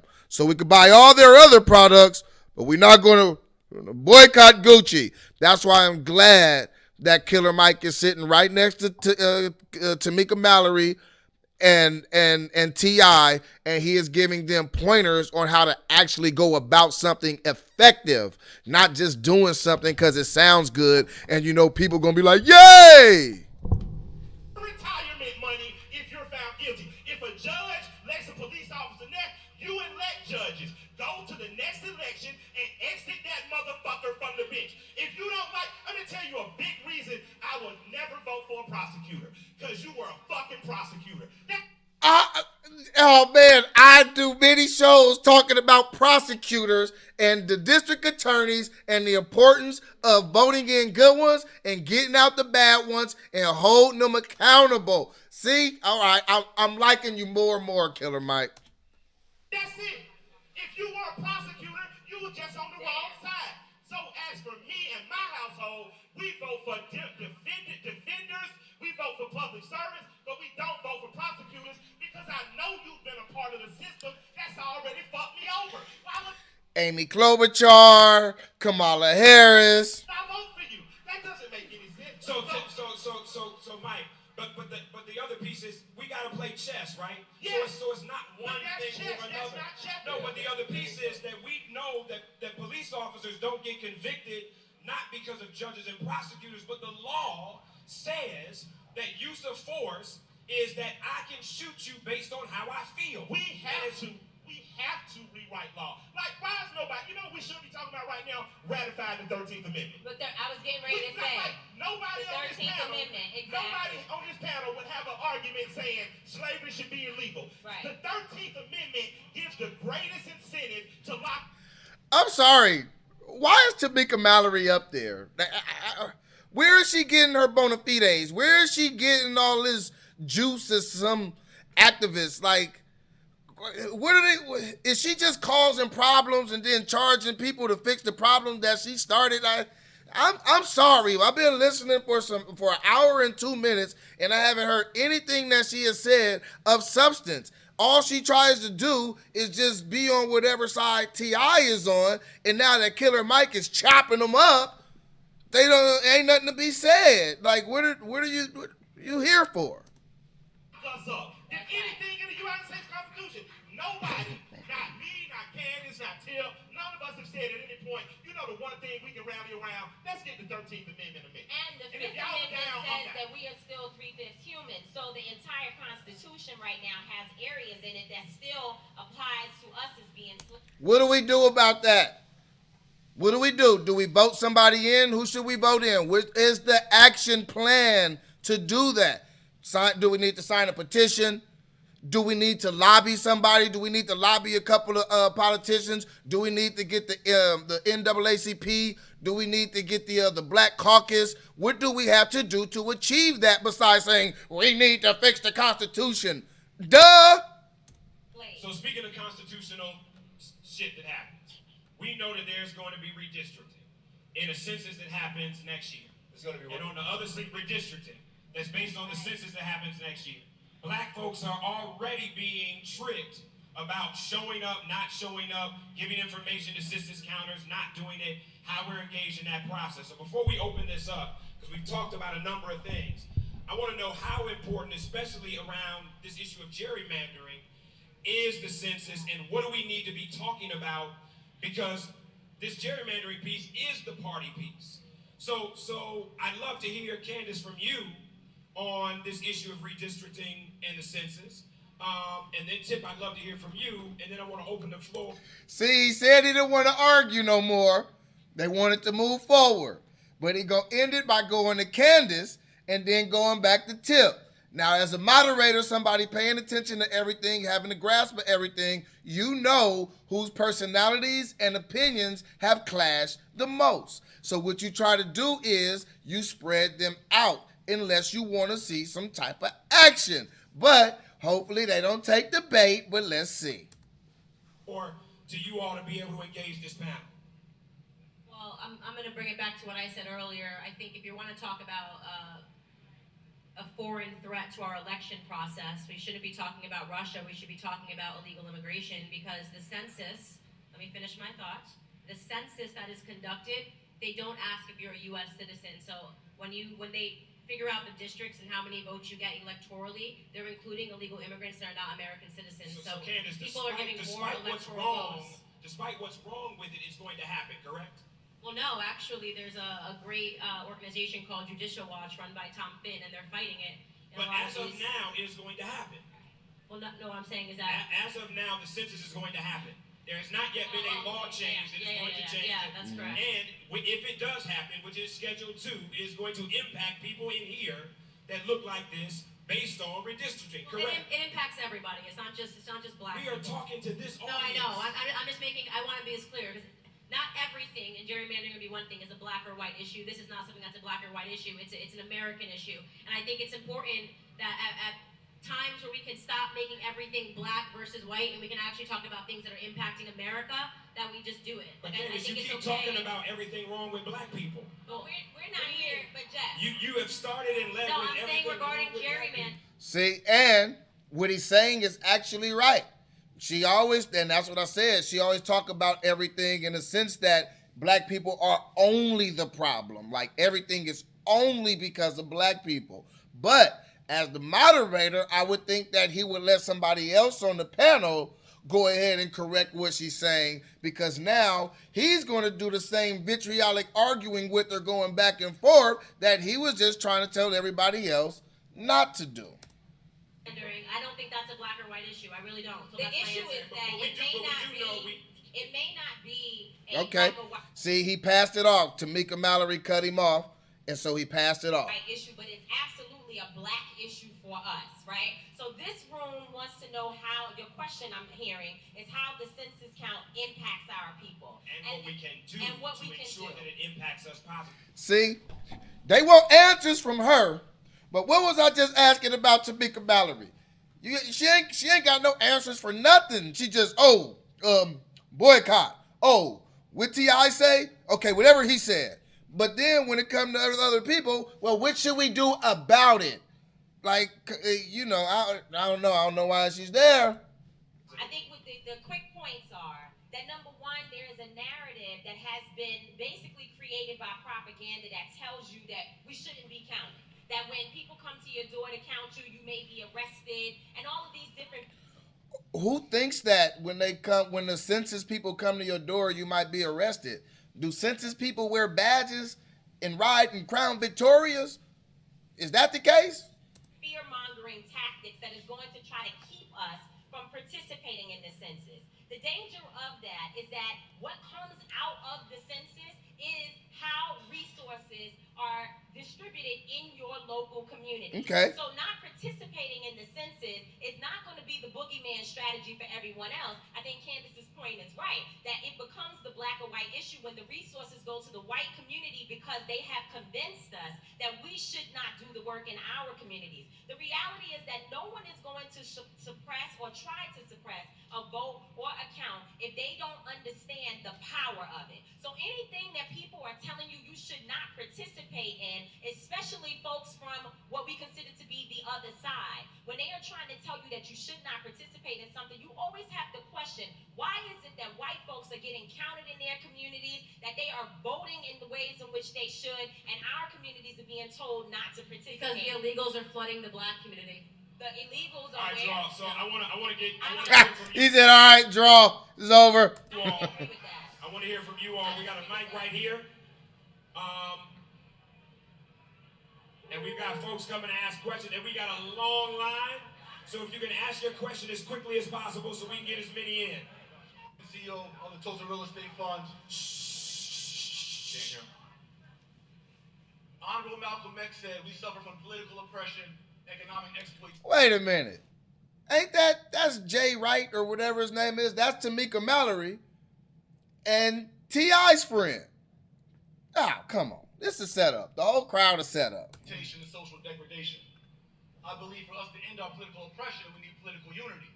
This is a healthy debate, but I think we're approaching it too micro and not enough macro. I believe if we're going to unify, we got to unify first around nationality. So my question is, Tip knows this. We spoke about it in your race outside my office. Tamika knows this. We spoke about this for years. Tip know it. We talked about in your rape outside my office. Come on, like we got a material drop when we talk about things. Like we're talking about real things. We like nobody care about the rape. Come on, it's not a rap video. This is real. Puff, we want to bring this to you. We need a black vote day, not a vote day about Democrat or Republican. We need to vote about who we are as a people. Are we Africans in America? Are we Pan-Africans? Are we Moors? Are we Nation of Islam? Who is our nationality? What is our flag? What is our... How do we do that and not be a monolith? I just want to know. I'm not saying it's a bad idea. I'm just trying to say we got to be honest. Do we need to be a monolith to win? Or are we not going to be a monolith? Because what you're saying would make us a monolith if we all have to come together and think the same or agree on one flag, one identity, because that's just not the case. That would, in fact, make us a monolith. So, I mean, I think if they believe we should be a monolith to say, hey, we need to be a monolith, then we need to come together completely on this. But they won't say that because it sounds good to say we shouldn't be a monolith, but then go ahead and describe everything in a monolithic way. Constitution, what are our bylaws, what are our values? And so what I'm saying to the panel is us as leaders, can we be that intentional, Mike, about burning down both the masters' houses, focusing on our own house, galvanizing all of our... And see, that's T.I., homie. And since Killer Mike jumped on, said he didn't agree with T.I. and then kind of tore the building down, what he about to do is jump on Killer Mike because that whole burn both houses down. Mike, are you going to be willing to burn down the Democratic House like you say because you lock, stock, and barrel with the Democratic Party, except on gun rights? But everything else, whatever they say, you agree with. So I think that's what Jay Wright is getting at, trying to get at him. I think that's his name, Jay Wright, or something very close to that. But let's go. About burning down both the masters' houses, focusing on our own house, galvanizing all of our leaders in one place at one time to vote on our nationality, our flag, our values, and have a black vote day in real life. Can we do that? I think it would be helpful. That was very impassionate. I think there's a lot of conversation right now around reparations and so on and so forth. But as I have been enlightened by Brother Jay Morrison, we can't get Jay reparations Morrison. because we haven't been officially classified as a nationality. African American is not a nationality. Black is not a nationality. So you can't give reparations to people who don't have an official nationality, a flag, a constitution, and you have a seat at the UN. You know what I'm saying? And also, so when people ask me about reparations, I'm like, well, that's kind of putting the cart before the horse. So I understand the importance of that, but I also think that it has to be detailed instructions, line items, step by step of how to achieve this goal, so you will know exactly what you're asking people to do. Thank you, brother. Brother, we got a long line, but let me get as many questions as I can. Thank you, brother. When people ask me about reparations. How y'all doing? My question is for Killer Mike. All right. My name's Brandon Robinson. I'm from Detroit, Michigan. I have a art brokerage company where we represent wall artists all over, DeKalb, Fulton County. I just got invited to a District 9 PTA vendor event on Tuesday. Now. All right, y'all. Look, I stayed for all the questioning of the panel. And I was supposed to roll on quite a bit ago, but I decided that I wanted to stay here and watch a little bit more. So look, that was very, very interesting right there. We got to hear difference of opinions, which is something that I love to do, is hear differences of opinions. And I also like to hear it in a respectable way. They were, it's hard when things are very impassioned and people have passion, but this was fun for me, getting to watch and break it down and really just listen to what they say. Now, I inserted my own opinion because this one, I'm not moderating. I'm just somebody watching. I'm just your average schmo citizen, but as a schmo, as a citizen, my name is Tyrone Irvin. This is Soapbox Heroes. Thank you. Hit the like button if you do come across this, if you do watch it. Peace.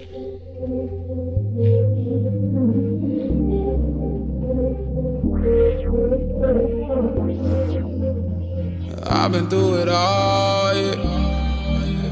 Even winners go through falls, yeah. Tryna shine, there ain't no ball, yeah. Took a while, but now we're all in. Now I'm from the beach, but don't be so naive. Y'all tryna ride the wave, but this ain't Hawaii. Me, myself, and it's 9 to 5. Gotta get me through the whole week. Now I've been going hard all day. Tomorrow I get paid. That's right, I get paid. That's why I get paid. Friday almost here. Oh no, I can't wait. Oh no.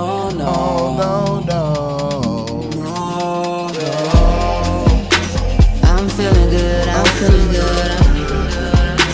Can't pull me down, no they wish they could, cause I'm feeling good. I'm feeling good. I'm feeling good.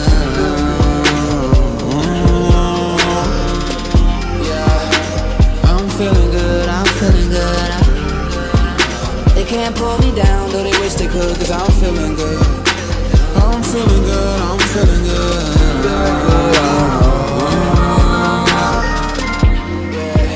Knew I would be that guy back when I worked at Macy's. Co-worker laughed it off and said, boy, you crazy. All I did was just motivate me. Thought it was all a joke, but that more than made me who I am today, yeah, I'm the man today. Stuck to an honest plan, don't care what they plan to say. No time to beef with y'all, it's a lot I have to stay. Yeah, what they say about me. Now I've been going hard all day, knowing that tomorrow I get paid. That's right, I get paid. Fuck yeah, Friday almost here. Oh no, I can't wait. Oh no.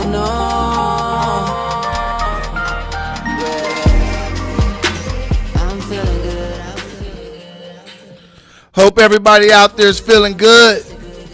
Hope you have a wonderful evening. When you get up in the morning, hope you have a wonderful, wonderful day. Make sure that you are feeling good. Keep your eyes open. Keep your eyes on the prize and pay attention to what you need to be paying attention to. My name is Tyrone Irvin. It was wonderful being with you. Thank you for watching. Again, if you get a chance, hit the like button. Share on some of your other social media sites. Let people know what we doing. I mean, hey, we working. We trying to make it happen over here. It's the Soapbox Heroes once again. Much love. Peace, you guys.